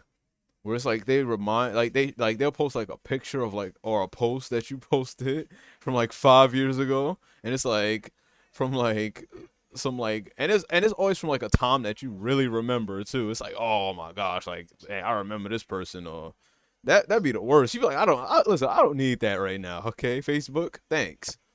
How blind I was, because he does not look happy in these photos. Exactly. And then you start looking back and you're like, dang, like, now that I really look at it, you know, it's like, ooh.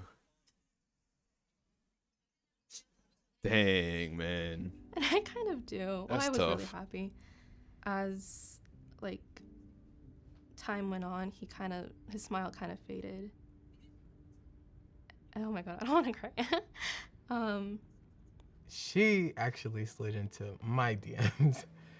She was a follower of me previously from my social media, and it was just a really toxic relationship from the start. She became friends with another one of my friends. Uh-oh. And she added her on her personal IG story. And I guess she was out one night, and basically she was making out with the guy, and she posted it on her close friend story. And she posted it on her close friend story, obviously because I wasn't on there. But I guess she forgot that she had my friend, who I've known before her, my friend screenshotted it and showed it to me. Wow. Are you guys good? I sent 3 question marks just because I wanted to see what she would say. And then she was like, hi babe, you okay? I could either play into this or I can just send you this. I ain't gonna lie, I would have, ooh, that's hard, man. I would have been pissed. Okay? With a PH. Pissed. I would have played along just to see how far I could dig. You know, I was like, oh no. Yeah, how are you? Oh yeah, I missed you. Blah blah blah blah. You know what I mean? Just to add a little bit of toxicity in there, like. Oh man. Screenshot and make you feel dumb. So that's exactly what I did. I just sent the screenshot. And I said right after, so this is what you do on your private stories, huh? I'm sorry, I was honestly so drunk I forgot to tell you that I made. Oh, bullshit. Okay. You telling me you... I feel like everybody, like, at least, like, checks to see who's seen their story. But then again... Yeah. Then again, it's like, really? Like, really? Like, really? You was that drunk? Out with a friend. This week has been so effed up, and Oh, I here we need to go. get out and have fun. Oh, here we go. Here goes the reasoning. Here goes the excuses. Oh. I know I effed up. I'm so sorry. And so I said, how do you forget to tell me but post it on your private story? Did you forget that you had my friend on your private story? ... And then this is where it gets interesting. So she texted me, I'm gonna try to convince him. And I was like, that wasn't meant for me. And I said, oops, yeah, you're for the streets. Bye. Oh. Damn. Oh my gosh. Oof. That's crazy. Oh my goodness. Oh, there's another one? These are good. I'll always be here for you no matter what. But if you don't think having me around is good for you, we should cut off all ties. Then after that, I just didn't reply back to her. I didn't know what to say.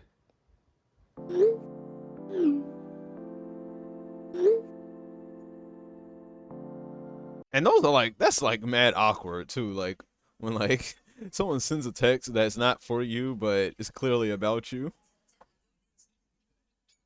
Like that's the most awkward thing ever. I mean, it don't even have to be about you. It could be about like somebody else. Well, I don't know. Yeah, I feel like it'll be more awkward if it was about you. Do you have any texts from your exes? Any text from my... Let me see. I might have one. I can't think of the last one I had. Because I don't really text a lot, to be honest. Yeah, I don't like... I mean, like, when I say text, I mean, like from phone, not like from, like, Instagram or something like that. No. Let me type in this one right now. Let me type in this one. Because, like, a lot of them I try to, like, to delete. Because I just don't want to, like... I just don't want to, like... scroll down memory lane and stuff. Because now that I'm older, I just want to, like, get it off my phone. Like, get out of here. Oh. I don't think so. I block everyone that does me wrong. Have I ever blocked? No, I don't think I blocked.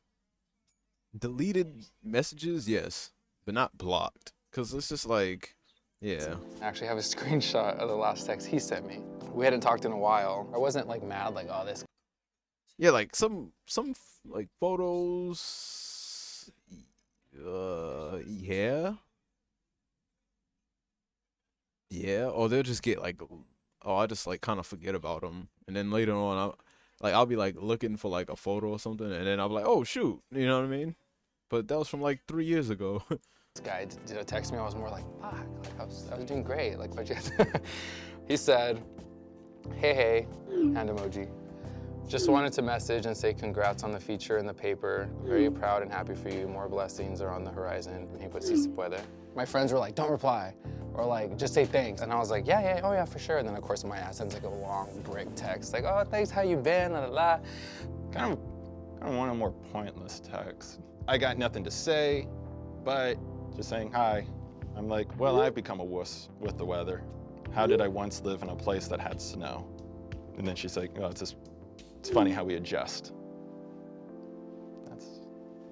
That's philosophy on life. So if I asked you what was the last text from your ex, you wouldn't have it. I know what it is offhand. I had said something along the lines of like, hey, I'd love to grab coffee with you and just talk things out. And she had said, you don't get the right to talk to me, 1.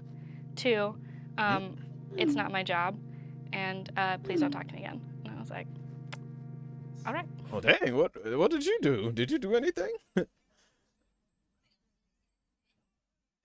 What the hell? And then I never tried to text her again.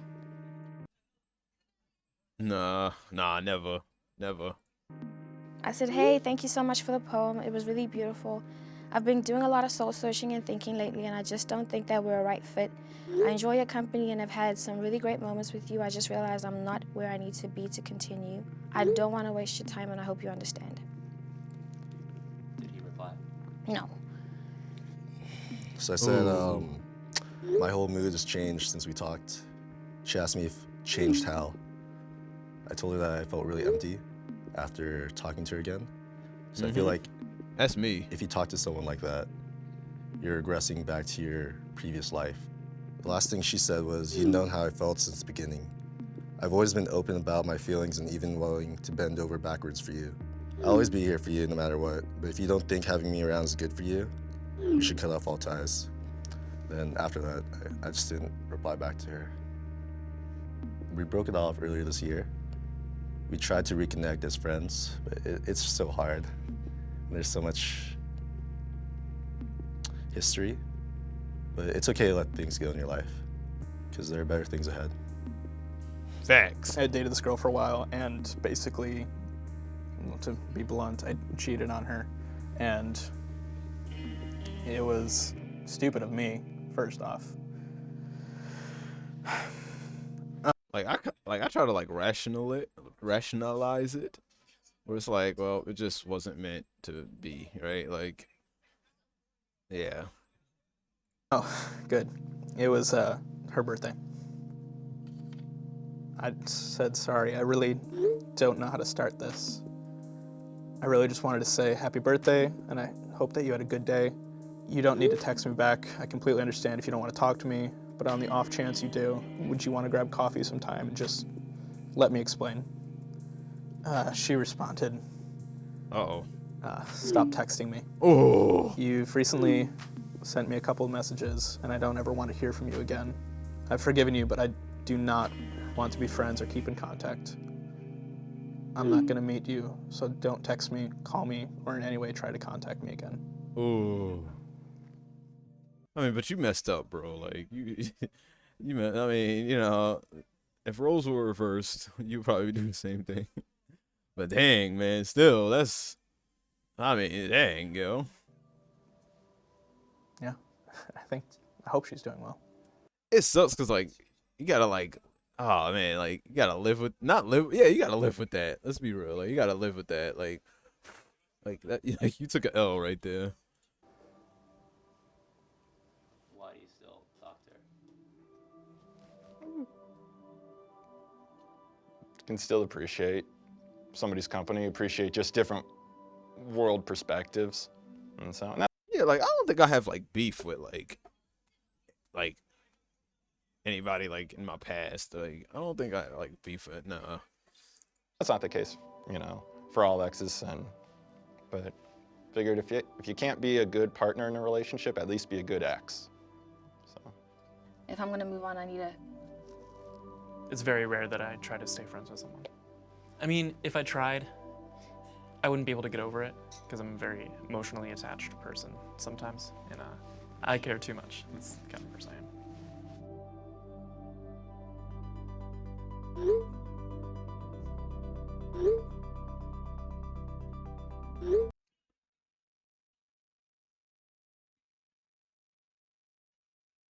Yeah. Oh, ghosting? Oh, yeah. Oh, yeah. I asked her how. Oh, damn, it's the same people. Yeah, I know. Yeah, me too. Like, I don't know. Like, I kind of, like, after a while, like, it takes me a while to, like, mentally say F this person. You know what I'm saying? Like, I don't know. So, like, and then after that, I'm just kind of, like, whatever about it. Like, yeah. The guy she was seeing, his name was Derek. So how are you and Derek? And nothing. And I was like, well, all right. Well, this is after, like, she told him not to talk to her anymore. That's fine. Everything's fine. Yeah. Probably a different number. Oh, she blocked him, like, right after that.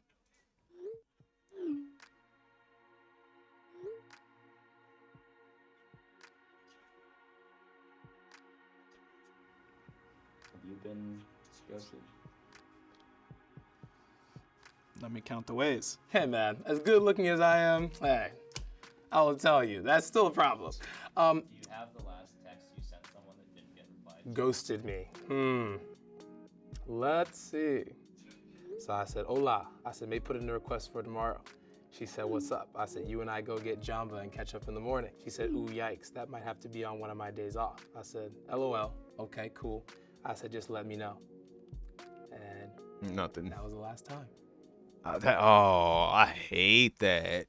It's like, bro, like, just say no or whatever. You know what I'm saying? Like, that's all you gotta say. Like, that's one thing. Ghosting, I hate ghosting. Like, ghosting is, like, annoying as hell. No? We were supposed to go to Buffalo Wild Wings. He said, yeah, cool, when? And I told him that I'm pretty much free, just to let me know. And then never responded. You know what I hate? I hate when people do that and they don't respond, but then they'll respond to something on your Instagram story, and I'm like, what are you doing? That's annoying too. Or like you'll see like they're active on like Instagram, and it's like, bro, like or they'll post something, and it's like, ow, I bit my tongue, ow. And it's like, bro, like, just like what? Like, how you gonna? What? Oh, like they take the whole day to like respond, and it's like, yeah, I know you so much. Like, you ain't take a poop or something, or go to the bathroom. Like I know you're on your phone. Didn't sign up for it, but I'm playing. Oh, I have one for this one. He had like an old school car and everything, and so like he had a tape player, and we were listening to all these old cassettes. And I was thrifting one day, and I was like, oh, I saw all these tapes at the thrift shop, and I found some Michael Jackson CDs for 50 cents, and I thought of you, haha. And he's like, those are sick. And then, like maybe jump to like 2 months later, I just know I was thinking about him and everything. And I was like, this is hella random, at least for me, but I just thought of you and how we kicked in, and I just wanted to catch up and know if you're down to go out again sometime. And then he said, I had fun, I just didn't think it was gonna work. And then I just liked it. Because I didn't know how to handle that, so I was just like, cool. I mean, but that's not really ghosting. Like, that's not really ghosting. That's just, I don't know. That's kind of just like, not ending things, maybe, I guess. That's not really ghosting. That's okay, I just laugh it off and like, Yeah. I'm still cute. Like, if he didn't respond, that'll be different, but yeah. In the past, have you ghosted anyone? Oh, yeah. I feel like most people have at some point. We're kind of friends, I guess. He's in my friend group, and we've talked, we've kissed, nothing else. I was never really that interested, but he just keeps pursuing and pushing. Good morning. I ended up knocking out. Oh, you LOL, kissed hope him. you had a good night. Hello, how's your day going? Hello, what you doing today? Let's do something. We all going to see that new Halloween movie. What are you doing? Oh. Oh, the quadruple text. Oh, the quadruple. Ah. Oof.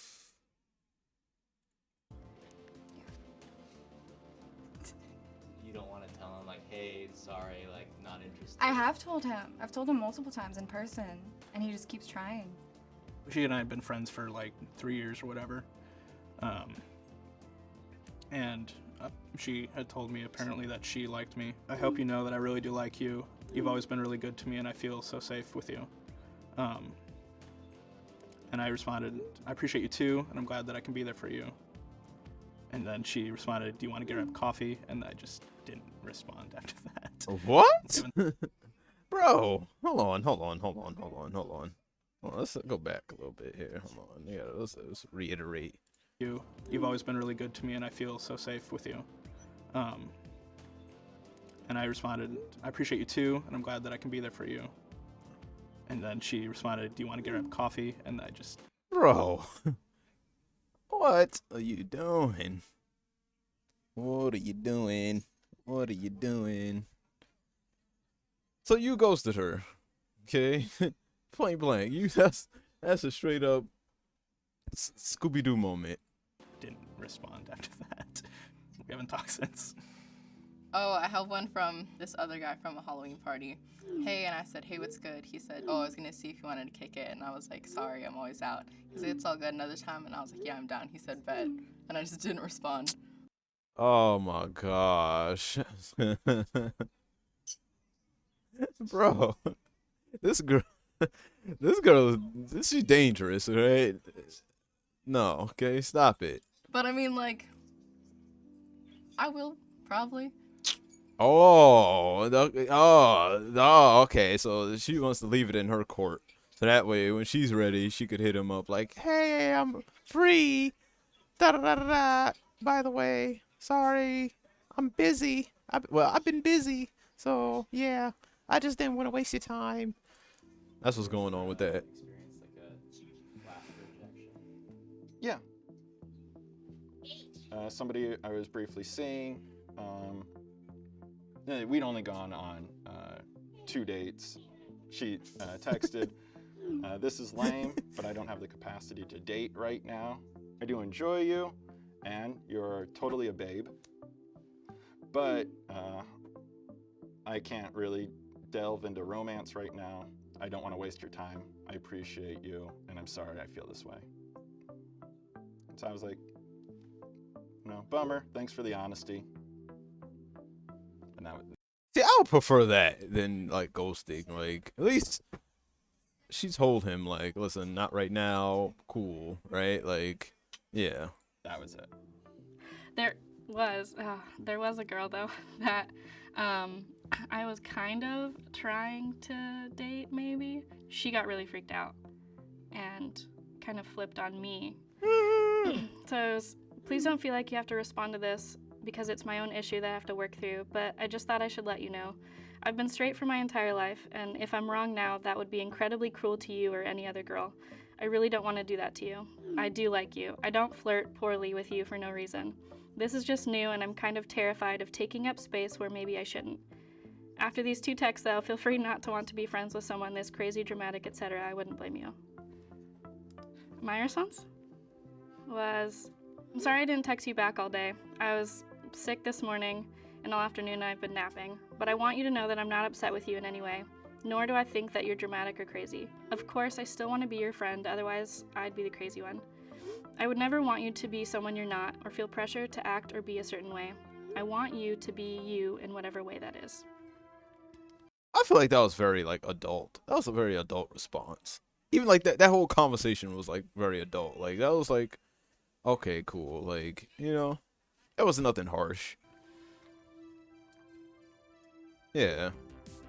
Dang, it's over already? Golly, how far? Oh, that's a 5-minute video? I feel like it was, I don't know. From their parents. I feel like that could be funny and sad at the same time. Oh, wow. But the biggest, wait, what? People read the biggest fight through messages. What happens when people slide in your DMs? People read the last text from their lost loved ones. Ooh. All right, let's do breakup. Yeah, we hung out and have fun, but did I want to be in a long distance relationship with you afterwards? No, and that should be okay with you. I tried to call him and he refused to talk to me on the phone.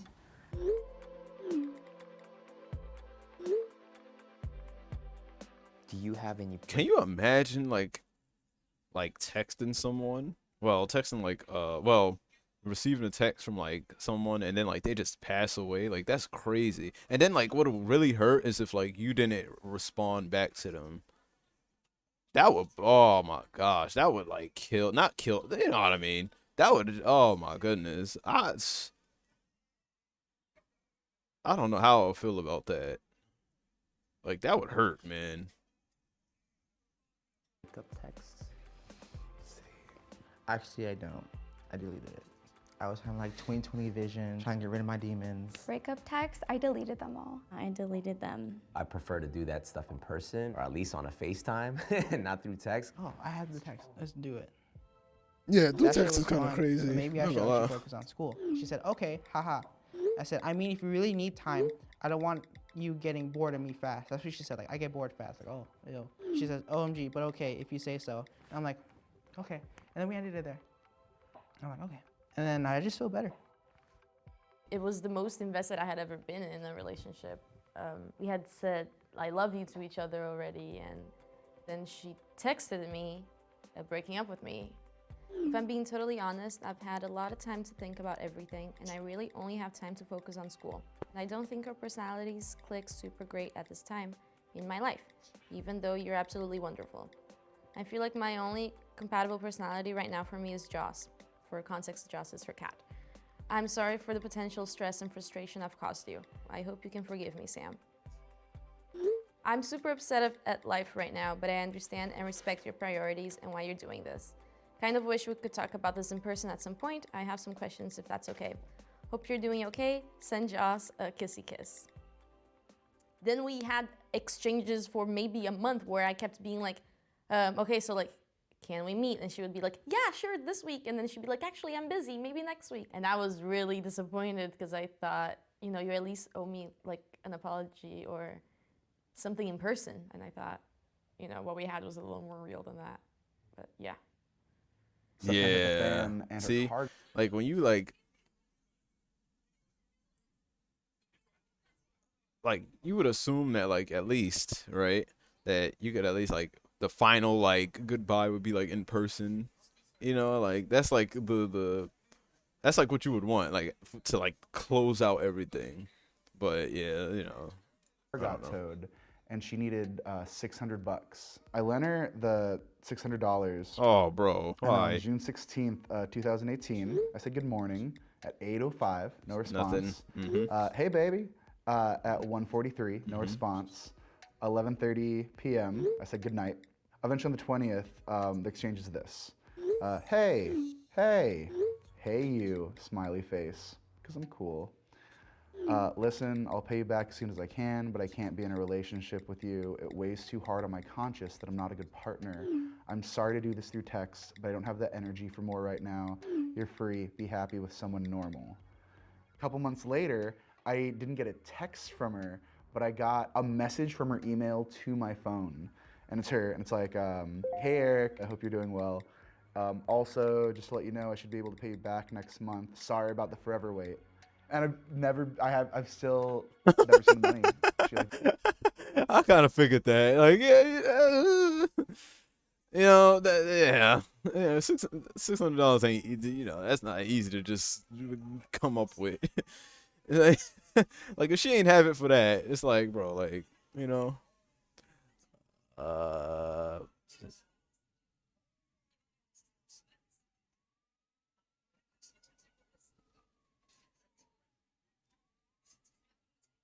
oh man, oof. deleted me off all social media, and that was like 2 years ago, 3 years ago. Okay, look, I saw your phone while waiting for you, and I saw her as your screensaver. I don't know what's going on anymore, but I think I have a good idea at this point. And of course, what are you talking about? And I just tell him I want to know why she's your screensaver. And there's a 30-minute blank, no response, but he leaves me on red. So I'm like, okay, I know he's thinking of a lie. I know he's thinking of something to tell me. And this is what he comes up with. It's an app I found that changes screensavers like a slideshow. I have so many pictures, I couldn't choose one. Come on, you know I wouldn't do you like that. And I'm like, okay.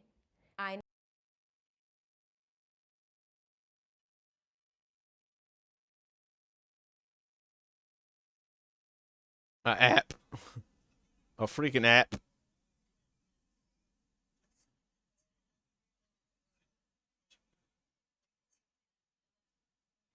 Don't worry, you will, Sam. You will. Don't worry. Plus, you're young, so. But an app. I knew in that moment all the red flags were in fact red flags. Like, if it was a screensaver of like a celebrity or something like that, cool. But like, if it's like some random person, that's kind of sketchy. That's like real sketchy and kind of weird, to be honest. Needed to be done. He kind of attacks me and he's like, okay, but believe what you want. So I send him like 3 question marks, like, whoa.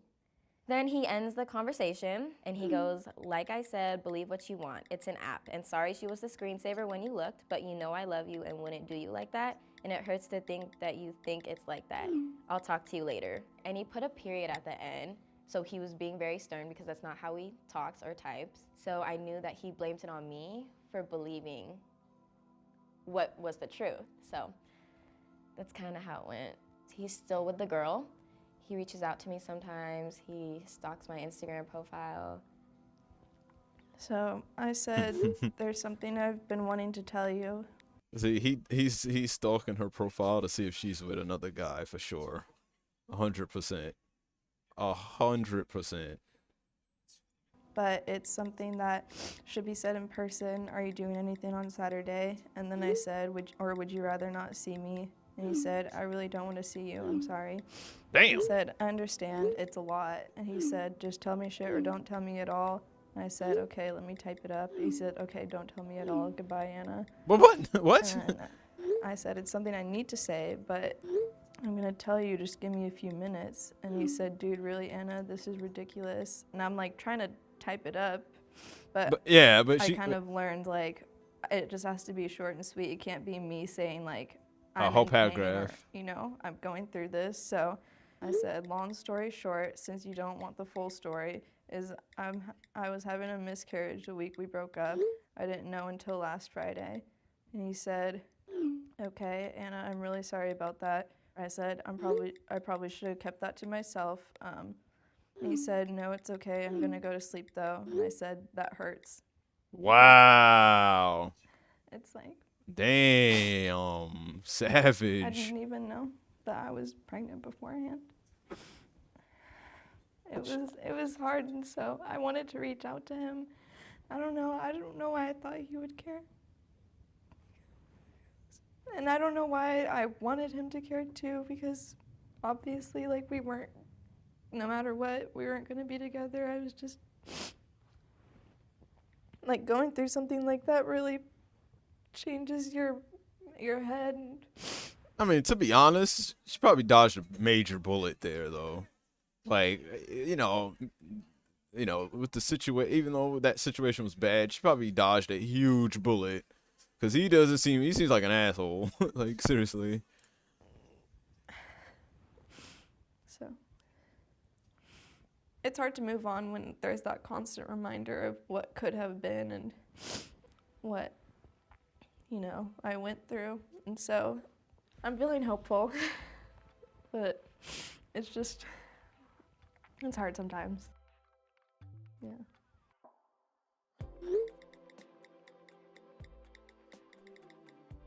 That was crazy. These are real interesting. Reading. A big thank you to Dashlane for supporting this episode and for making our content possible. For those of you who don't know, Dashlane is awesome. It securely generates and stores all of your password information across every device, so you never have to click lost.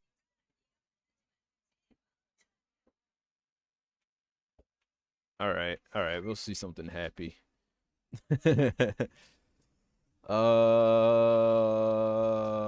Let's see. You okay?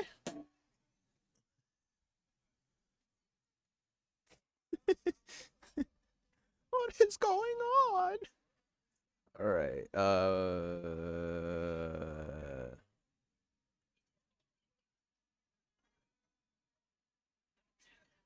Surviving in what? Surviving incest? What the hell? What kind of crap? That's kind of crazy. Incest.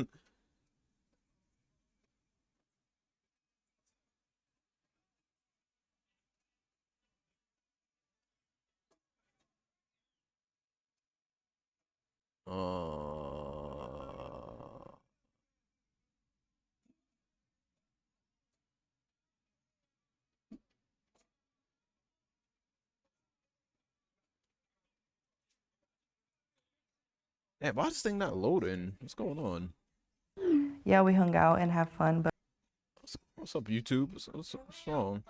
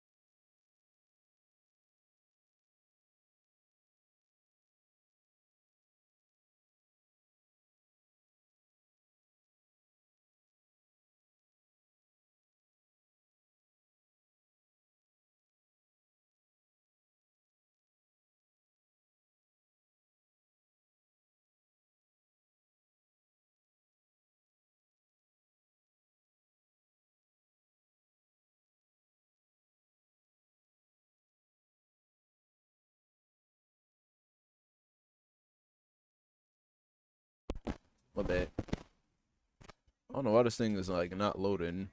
I just keep getting swirlies. I don't want to see teens read text from there. I don't want to see that. Get out of here. I want you to scream as loud as you can. 1, 2. Hey, pass me that. I got it. Yeah. Thank you. Oh, shoot.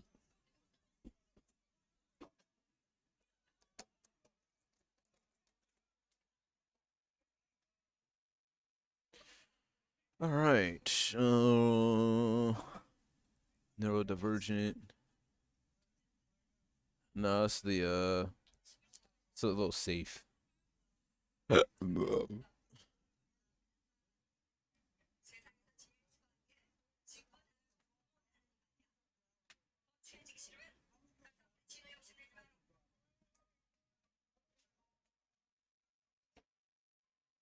Oh.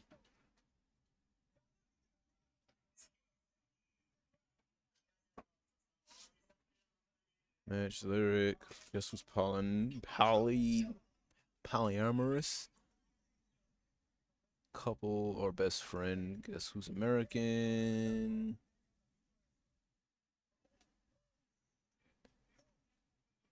Maybe we could see this one. What's your biggest anxiety? Hey, shut up. Don't spoil the surprise, lady. Okay, hold on. Hold up. Gotta move this thing. What I like to do, like, while I'm watching videos, I like to search for the next video. And yeah. Anxiety. That no one. What's your biggest anxiety? That no one will ever love me. Yeah, we hung out and had fun, but did I want to be in a long distance relationship with you afterwards? No. Oh. And that should be okay. That's hard. The abuse of power. Finding a therapist. Moths and bowling alleys and chickens. I'm afraid I'm gonna go bald because I don't have a lot of hair. So I'm super afraid that like my hair is just gonna. I think everybody's afraid of that. Nobody wants to go bald. Like, I'm glad. Like, my father, he started, like, his hairline, like, he started receding when he was, like, freaking 17.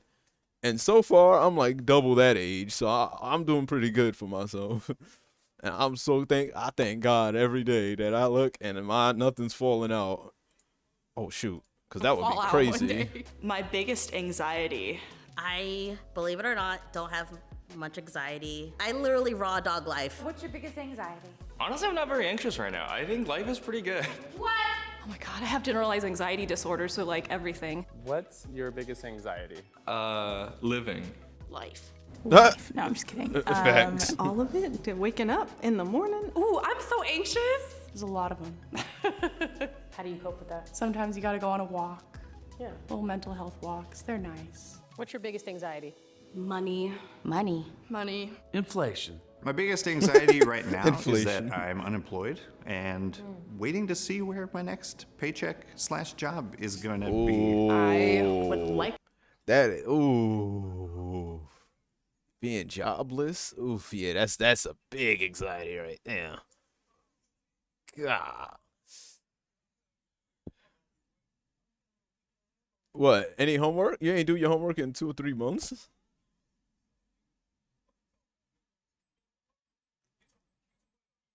You gotta hunker down. You gotta just do it. Just do it. Even if it's like, I don't know, a little bit a day. Just do something. Homework wise, I mean. I hated homework. Oh my gosh. Yeah, we hung out. I'm so glad I'm done with school. Like, I am so glad. Once I like got my GED, I was like, I will never, ever, ever put myself in a freaking seat like this ever again.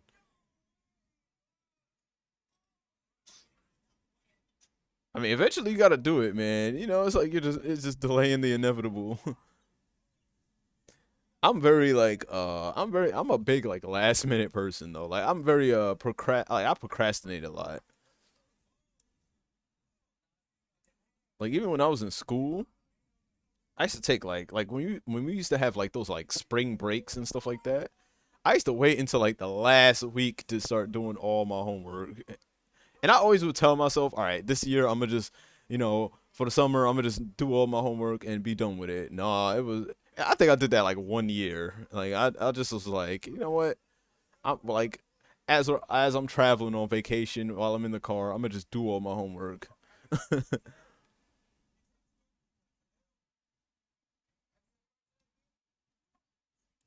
To be gainfully employed, but it's also made me examine what it is that I really want out of a job. Hire me. Just being stuck in The job I don't like. Finding a job. Getting fired? Work. Nothing is ever like fully done. Keeping a roof over my head, having food for my cats. Basically, like just being able to live a comfortable life. I definitely freak out every time I leave because I want to come home to my cats because I live alone, and if I die, my cats are also dead. So. What's your biggest anxiety? Time. What's gonna happen next? Where am I gonna be in the future? Where am I gonna be in the next 10 years, or if I'm actually gonna succeed? Not achieving what I set out to achieve. And it's like, I feel like I'm on track right now, but I could always fall off. I don't know if it's success that scares me more or failure that scares me more, but you need them both, so. Has it ever come true? Have you ever failed? Lots of times, honestly. It's just part of being human and something that I've had to get over. What's your biggest anxiety? Death. Mortality. Like, I really just don't want there to be anything, and my sinking suspicion is there's probably something after this. Anytime I get sick at all, it's like, oh my God, I'm gonna die. What's your biggest anxiety? It's my parents' health. I remember when I caught COVID, right? It was weird because like I was like I had COVID, and I'm just in my room, and I'm like, dang, people died from this. Like I'm like, wow.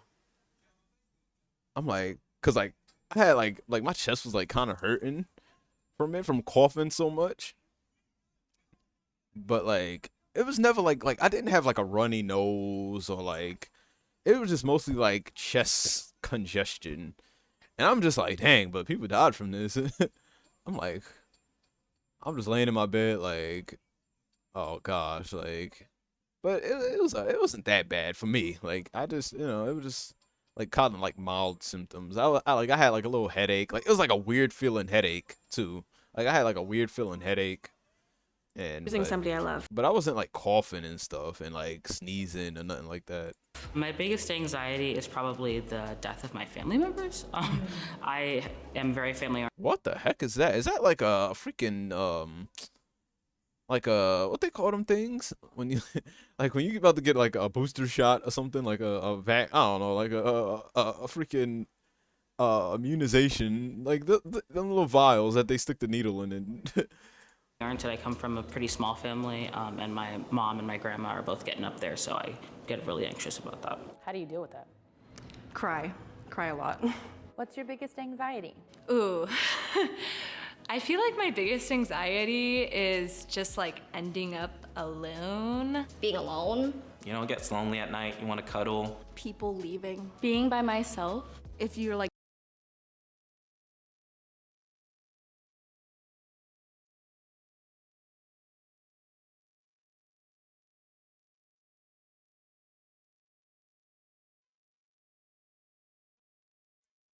yeah, but at the same time, right?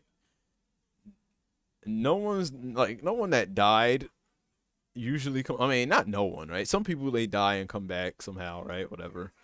Like they, but my fear is like dying alone. Like you know how many people I wonder like died during COVID and like was just like in their house by themselves dead? Like I wonder how many of how much of that happened. That's scary. Like you just like, yeah, you just freaking just like have like a freaking heart attack or something and you just by yourself. That's the one thing. Like, oh my gosh, like just being alone and then something like that happens. That must suck. Like, God, please don't let that happen to me. Let me be in like a hospital bed or something. And then, just, yeah. like not making friends in a new place. Like, and if I was to die, like, let me be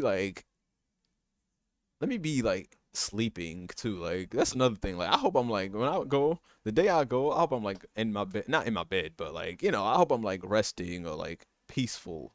Like I want it to be like a peaceful one.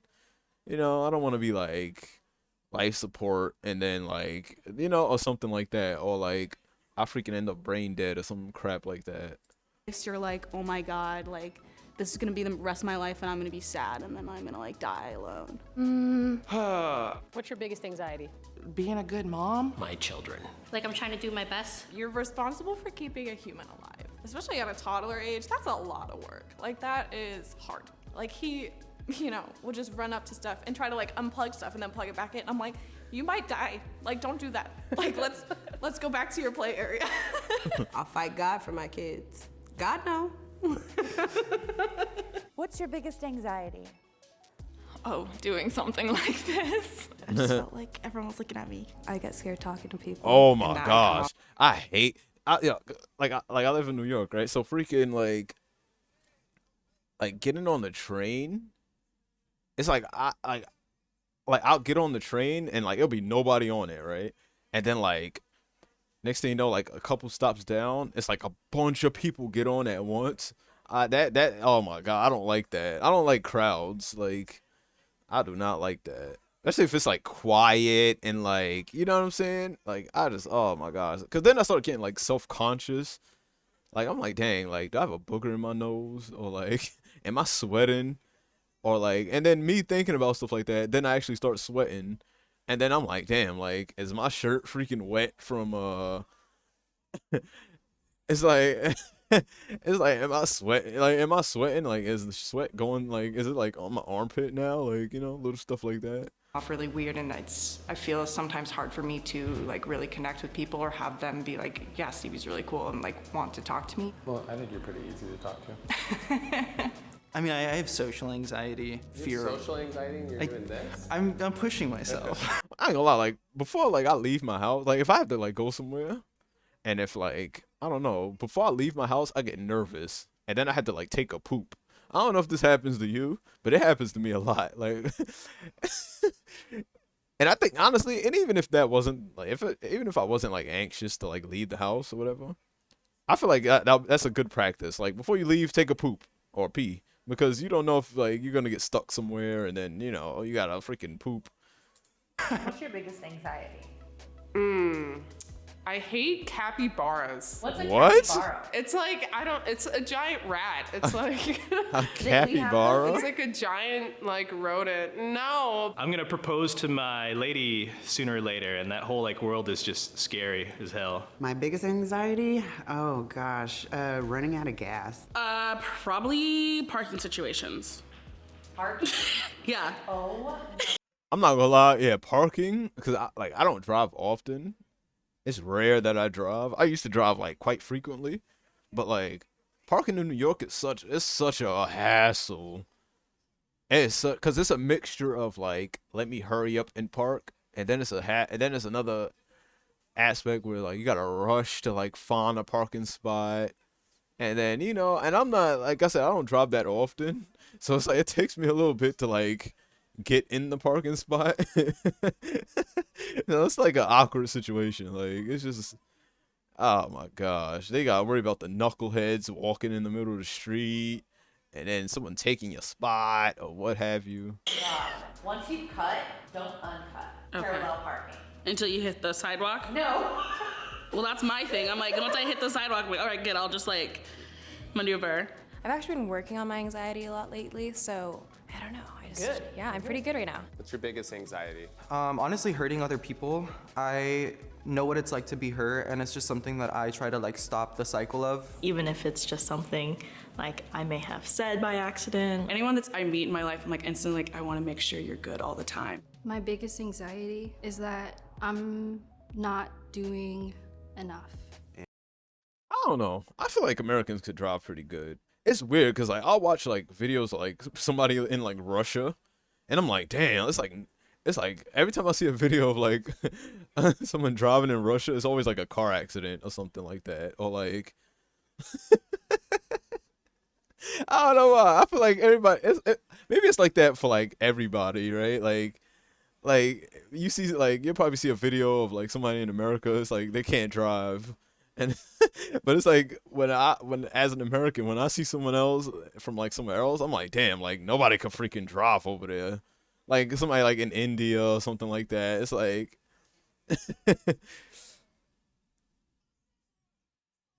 like that's just how, I don't know. Maybe it's just a little biased. Like I don't know, but yeah, it's bad drivers everywhere in reality.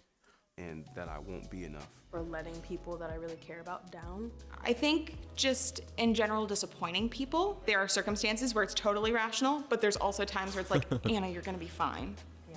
Chill out. What's your biggest anxiety? Being embarrassed or like being in situations where like You know what? I also get nervous, like anxiety, when like there's like a confrontation, because I don't know how it's gonna play out. You know what I'm saying? Like, I don't know if this person gonna pull a gun or somebody gonna get stabbed.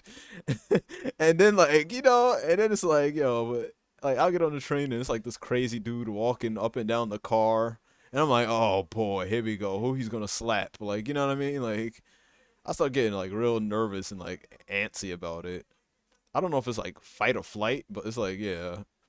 Cause like I don't wanna like have to be put in that situation where I have to like defend myself. Freaking or get beat up. I don't know. I could do something wrong or I slip up. I work really hard to like not be some white jerk straight male. It's white people. Why? Because it's like, you can't do shit around them. They always staring at you. They always think that you're doing something. You can't be black and look good. You have to be a scammer. You have to steal. You have to do this. And oh man, yes. I know what she's yes.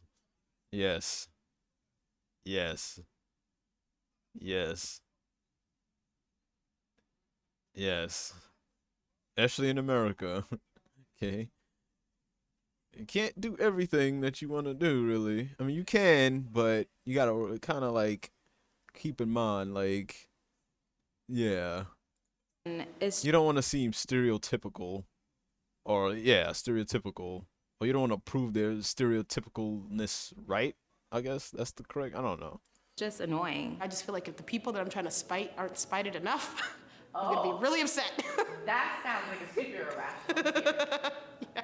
It's not in my head. Like, it's physical, real people who have been praying for my downfall. What's your biggest anxiety? That no one will ever love me. That I'm actually unlovable, that people are my friend because I've convinced them to. Oh my gosh. When I see a girl like this, it reminds me of like when that Harry Potter game was coming out and people was like, people were like, yeah, I'm gonna be Slytherin. I'm gonna be Ravenclaw. She's definitely Hufflepuff. Okay, she's 100%. If she didn't pick Hufflepuff, she picked Gryffindor. All right, she's definitely Team Hufflepuff in my opinion. With that hat is 100% Hufflepuff. Even the vest is Hufflepuff. Too, and that deep down they actually hate me. Or like spread rumors about me. Oh, you're not good. This is not gonna work. You know, these people hate you. What's your biggest anxiety? Trying to like deepen my voice around other people to sound straighter. Being trans and how people perceive me. If I got attacked specifically by like multiple people, like I think I might be able to handle one person. What's your biggest anxiety right now? Ooh, there's a lot of them being unhappy, which I know sounds like kind of self-fulfilling, but I just think life is really short and I want to do the things that will make myself and the people around me feel good. Internally, no passion. My biggest anxiety is that I'll never feel like proud of myself or that I'll never feel content. Not knowing what I'm doing. What makes you anxious? When it's close to like a party or something that I'm hosting or being a part of, I want to make sure that my part is correct. So I kind of get like, okay, I got everything in place. I'm good. I got that. Has your hosting just gone bad? What's your biggest anxiety right now? Environmental anxiety. Like I would bring it up at brunch, on a date with my husband, at the party, because the water levels are rising. Not having everything set for end-of-life decisions. Vomit. School, bro. School. I think like schooling is expensive. How are you coping with that? I learned how to crochet. Whenever I have a show. And it usually goes well, right? Wait, what? Oh, what? Hold on. Vomit. School, bro. School. I think like schooling is expensive. How are you coping with that? I learned how to crochet. I mean, you know, you need something to take your mind off of things. I think everybody should have like their outlet, like their own little personal getaway without getting away.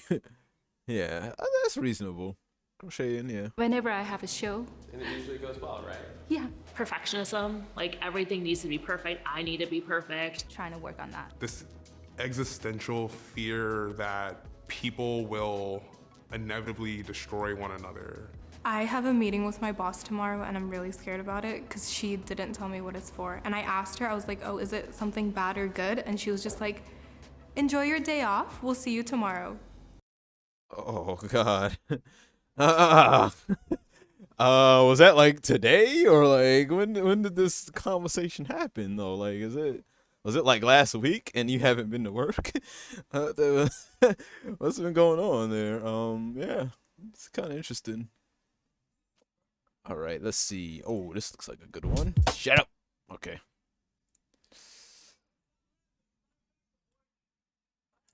All right, let's see. Yeah, I'm probably gonna do one more video and that's it, cause I gotta get ready to go to work soon, and I'm gonna take me a little nap.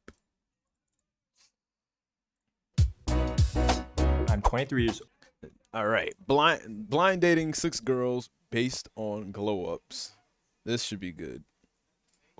I'm a growth marketing analyst. A glow up to me means maturing spiritually, physically, mentally, emotionally. Pre-glow up self was definitely insecure in a lot of ways, mainly for being skinny, having braces, and I got bullied a lot in elementary. I think I definitely hit a glow up spurt, like for sure. And I didn't realize it until like, not in middle school, like high school.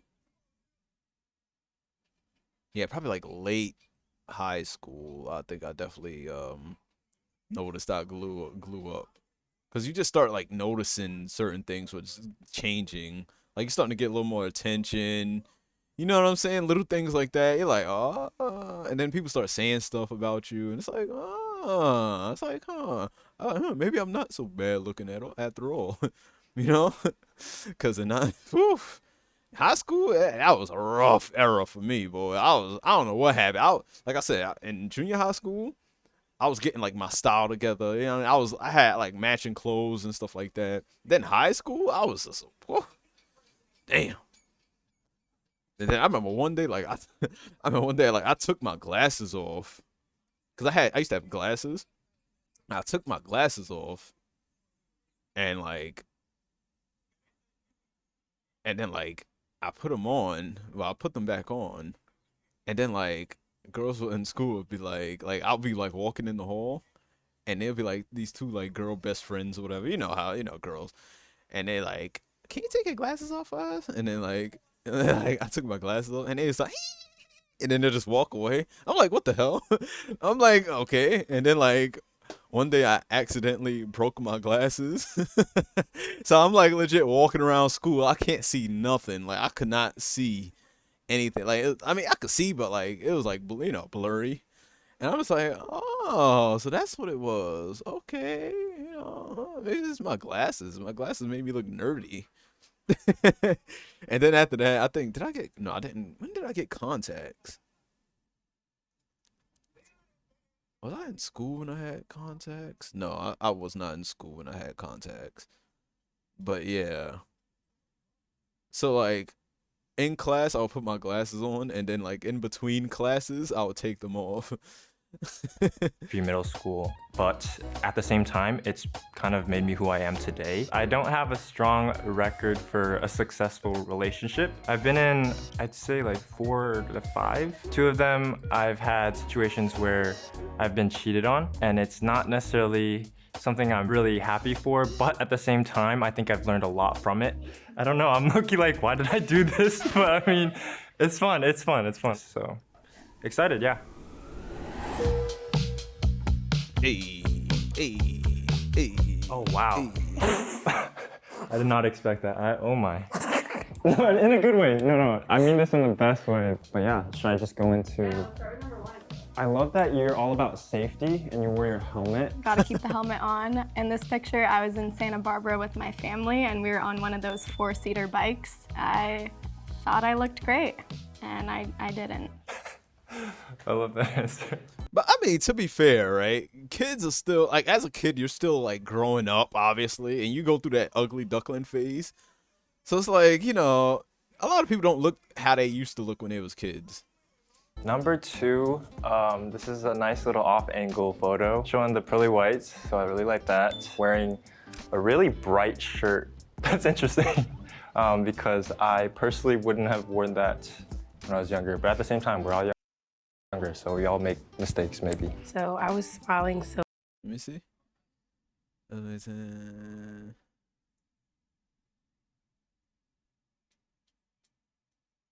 That's true. That's true. And sometimes they like glasses, so you know. So big because that I could tell glow up. I'm gonna say glow up right there. Glow up, glow up. was the day that my first nephew was born. I was 11 and my sister and I are 13 years apart. So it was a pretty big day for me being a new aunt. So that's why I was smiling so big and had the bright shirt on because it was a bright moment. Now I feel so bad making fun of you for wearing that shirt. You liked it, that's all that matters. Okay, so sorry, but I don't know what. Is that a wolf hat? I think it's a wolf hat. Oh wait, is that? I think there's like red streaks of hair at the bottom. I think she might have dyed her hair. The wolf hat was actually a gift from my dad, so clearly you could see like, oh yeah, he dressed me, like he influenced my fashion at the time. And actually I didn't dye my hair. It was like those clip-ons. I was really into like the Hot Topic type of style, so my fashion was just all over the place. Okay, gotcha. I really like that you were able to rock that wolf hat. You don't have to lie, it's okay. We know. No, I have another question for you, if that's okay. Yeah. Are you currently a furry? No. No, oh my bad, okay. I might be a little scared by number 4. Oh, man. Because of the smile and the eyes. It might have honestly been Halloween.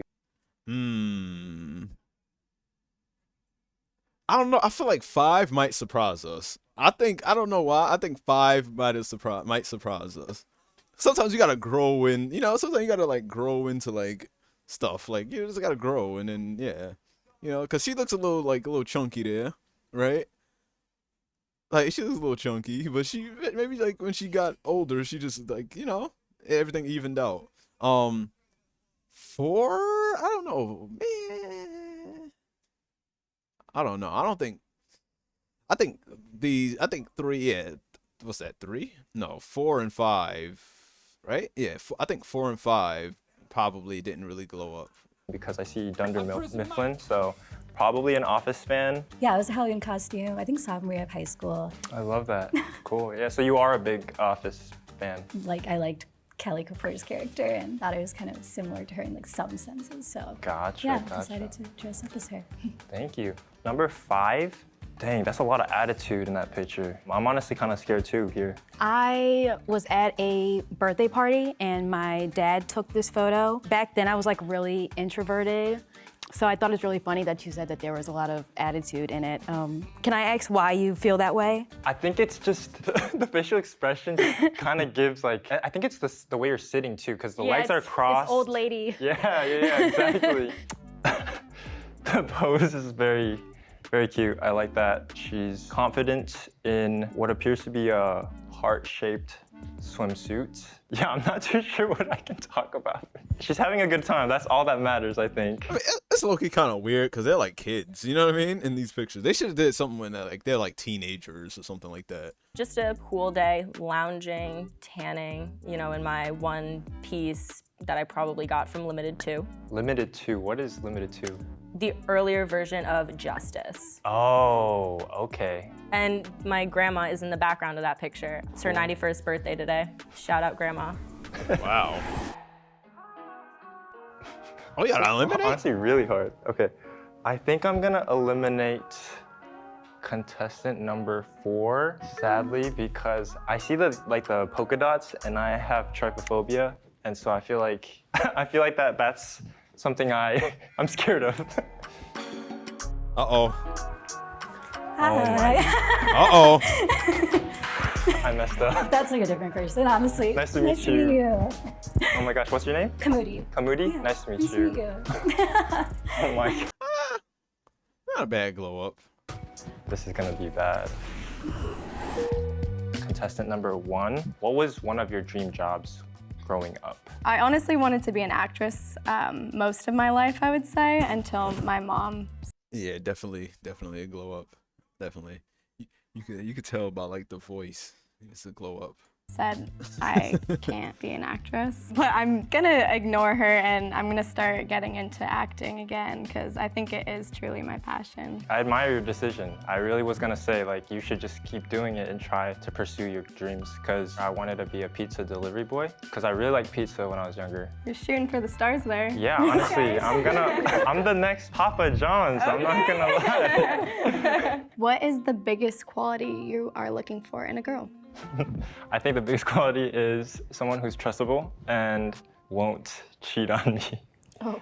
Contestant number 2, if there was one thing that you would change about your past, what would that one thing be?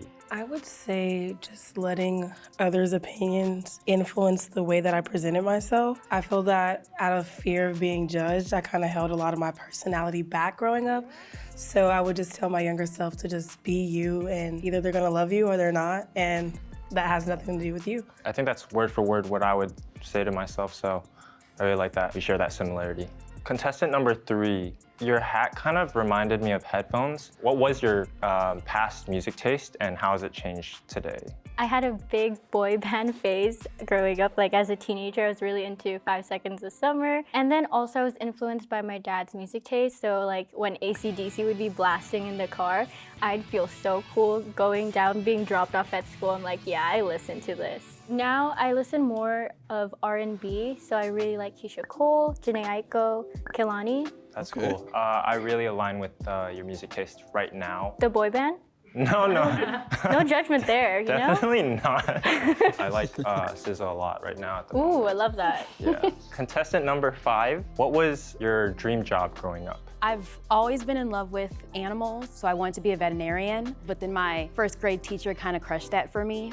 She told me that I wouldn't be able to do 8 years of school, and so it kind of crushed my dreams, and so I just never thought about it again, but then I found other interests. Dang, that's kind of sad. Yeah, but at it the same is, time, but I mean, you know. That's cool that you found other interests. What's your zodiac sign, and do you believe the stereotypes surrounding it? You want to guess?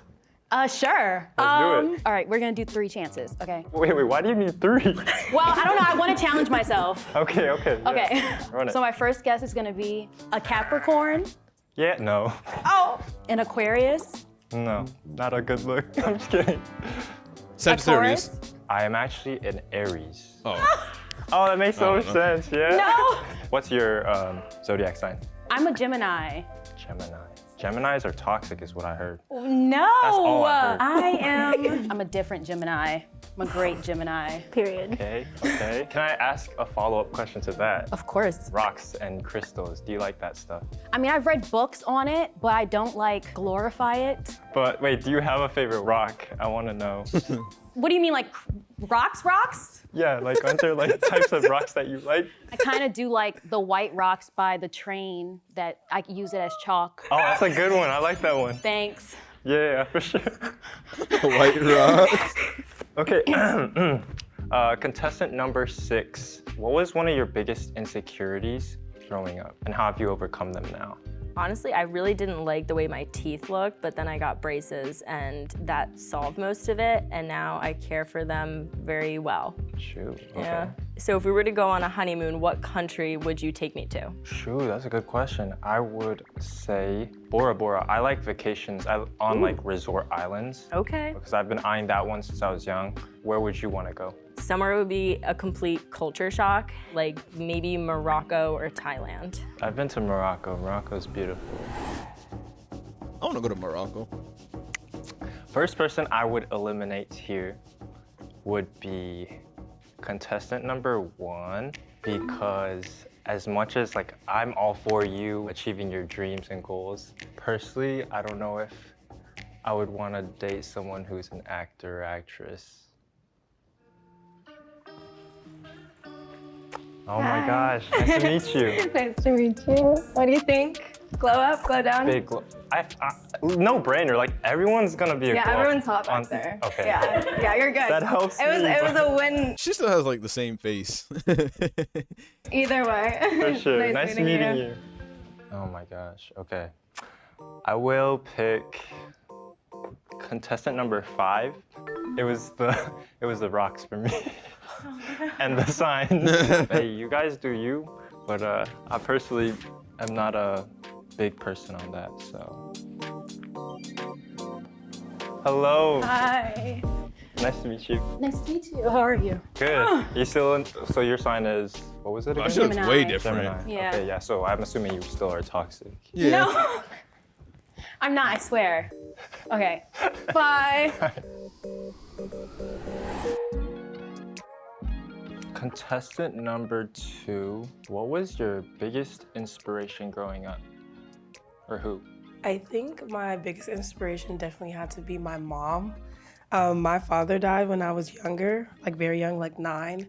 So just watching the way that she handled the situation and was able to raise my sister and I by herself without really showing weakness was a true inspiration. And it just kind of made me want to give her the world even more and just kind of mimic her strength and how she was just able to maneuver through the world with that. Are you a big family person? Are you super family oriented? Super family oriented. So like what you said to me is just music to my ears, honestly. Big respect to your mom. My parents I call every day. Might be like borderline too much, but like I really like staying connected with my family, especially because they're like halfway across the states, so. I'm literally the one that calls everyone multiple times a day. Like that. If you don't say I love you when we get off the phone, I will be calling back to make sure you say that because you really never know the last time that you're gonna talk to someone. Yeah, I really like that. Contestant number 3, what is your biggest red flag? I actually could relate to you in your past like dating history. I actually was recently cheated on. So red flag for me is really when they're not honest. I have a question for you. Yeah. You said that you recently like experienced being cheated on. How did you cope with that? The best way that I coped my depression, because I was severely depressed at that time, I took solo trips to Italy. You had an eat, pray, love moment. Yeah, literally.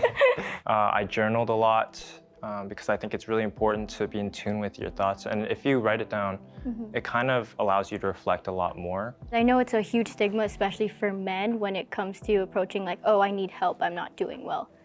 What do you think about that? I love that question. I think it's really important to get help. Based off of like our immigrant parents, it's not accepted or really viewed as like a real issue for like mental health specifically. Yeah, like you're just being dramatic. Exactly, yeah. Going to therapy is also essential to coping, and that's honestly something that I did in the past as well, and it actually did help. We love a self-aware king. Come on, you know me. Contestant number 3, how has your style changed in the ways that you dressed in the past compared to now, and what made that change? My style back then was really following other like people's style and just seeing what my friends were wearing. I would literally sometimes go out and get the same exact shirt as like someone else. And so I think that was just me like being insecure and wanting to like fit in with like the mainstream style. When I got to college, I made a commitment to myself to fill my closet with clothes that made me feel good. And if I see something and I like it and it fits me well and it complements my body, I'm gonna get it regardless of what other people say. Wow, I like that a lot. This is literally the worst. Oh my gosh. I would say contestant number 6 because I'm not a big fan. I know you said that when you think of like a honeymoon, you want to travel and like go to somewhere that's like super culture shocky. But I personally want to just relax like the whole trip. Hello, nice to meet you. Nice to meet you. I like your style. Okay. Thank you, I like yours too. Thanks. This is cool. Nice to meet you. Nice meeting you. Second contestant that was a good. I'll Yeah, that was eliminate a. would be See, I knew it. contestant number. Sorry, I'm trying to think. Actually, I don't know. Second contestant I'll eliminate would be contestant number 3. It's honestly nothing against you. I love the mental health talk that we had. I think it's really important that we had that conversation. But I think that ultimately, the things that I have in similarity with contestant number 2 is why I eliminated you. Hello. Nice to meet you. Are you a hugger? Oh, you're a hugger. Yeah, I Nice am. to meet you. Nice to meet you. I'm 22. Bro is punching the air right now. I know he is. I know he is. I'm a neuroscience major last year, so hopefully. You're very smart. Oh my gosh. Neuroscience. Please I get can't- degrees. Please get degrees. He's like, damn it. Look at his face. Look at his face. Oh, wait, hold on. Look at his face. You know he's mad. You know it. He's like,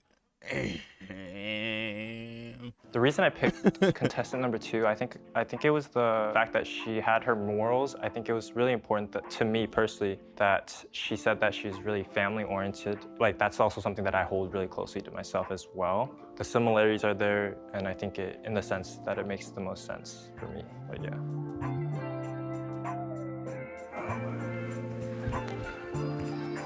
Hello. Hi. Nice to meet you. Hi.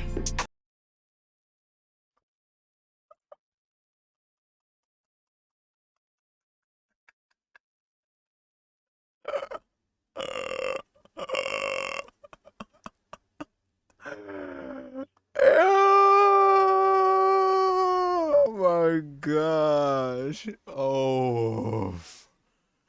Oh. Oh man, bro, he gotta play a lottery now, cause ain't no way in heck that happened. Of all 6 people, oh, oh, oh, woo, boy. Oh man. Ah. Damn, bro. Damn, like I can't even fathom like what he's feeling right now. Ah. Hold on, we gotta go back, man. Oh. Hello. Hi. Oh, bro. Damn.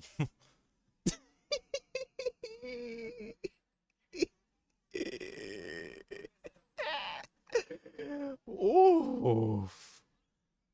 Oh, bro, I can't even get over this, man. Damn, he fumbled the bag hard, yo. Oh.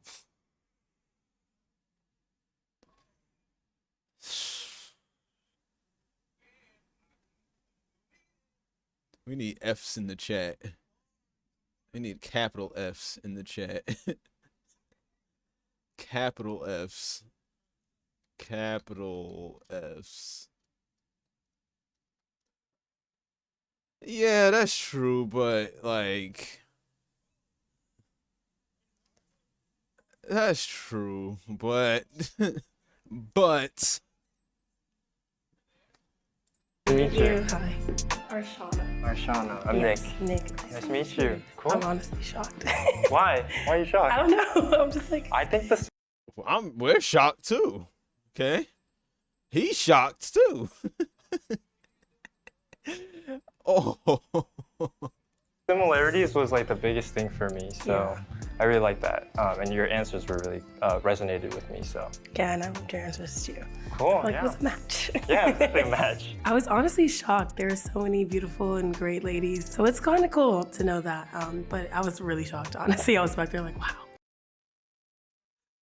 Yeah, but like, you know what I'm saying? You see,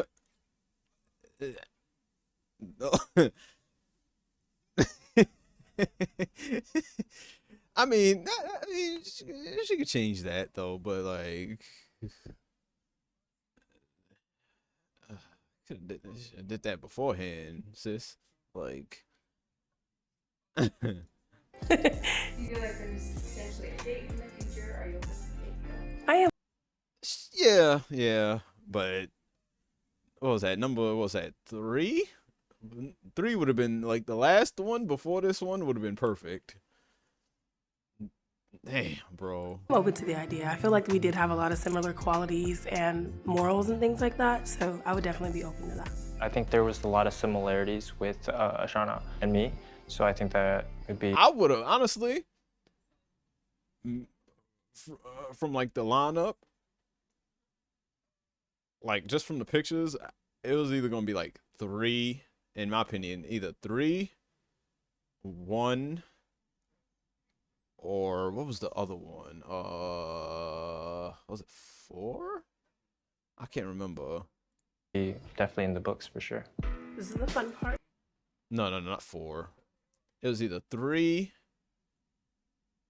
1, or I can't remember 6 really. Maybe 6. I can't remember what 6, but I think it was 6. Nope. I hate it. No, can we like stop now? Why are we still filming? I think I was around like maybe I was in 5th grade. I would always tell like my barber to just do whatever to my hair. They literally did whatever to my hair. I think it's adorable. I think, but it's definitely a glow up. I can see it. Thank you. For sure. Thank you. If it wasn't, I would be kind of sad. No, voices are so deceiving. Voices are so deceiving.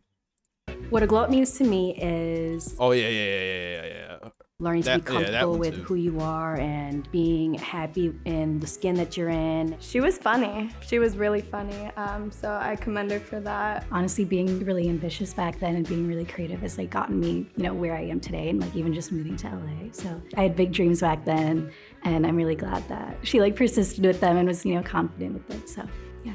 Experiencing life and growing from a child to a woman has definitely been an interesting evolution, but I wouldn't change my journey for anything. And yeah, I'm really proud of who I became. Do you want? Yeah. Okay. Yeah, I can just What is my handle? Oh, okay. Sorry. have a secret account. No, stop. We're not talking about that. There you go. Oh man. All right, tomorrow tonight I'll find another list and I'll yeah, we'll probably watch this one tomorrow. But yeah. All right, guys, that's going to be it for today. Thank you all for joining. Yeah, I'm going to take me a nap. I got to go to work soon and I got to handle some stuff before I take my nap, so. But yeah. Thank you everybody for joining the stream. I hope you guys enjoyed. Please remember to hit that follow button on Twitch if you're watching. Yeah. And yeah. Type in !socials down in the chat for more information. Or you can go to the About page in my Twitch and you can find my Discord and my donation link and what else? Yeah. All right, y'all. Have a good one. Peace. Later, Sam.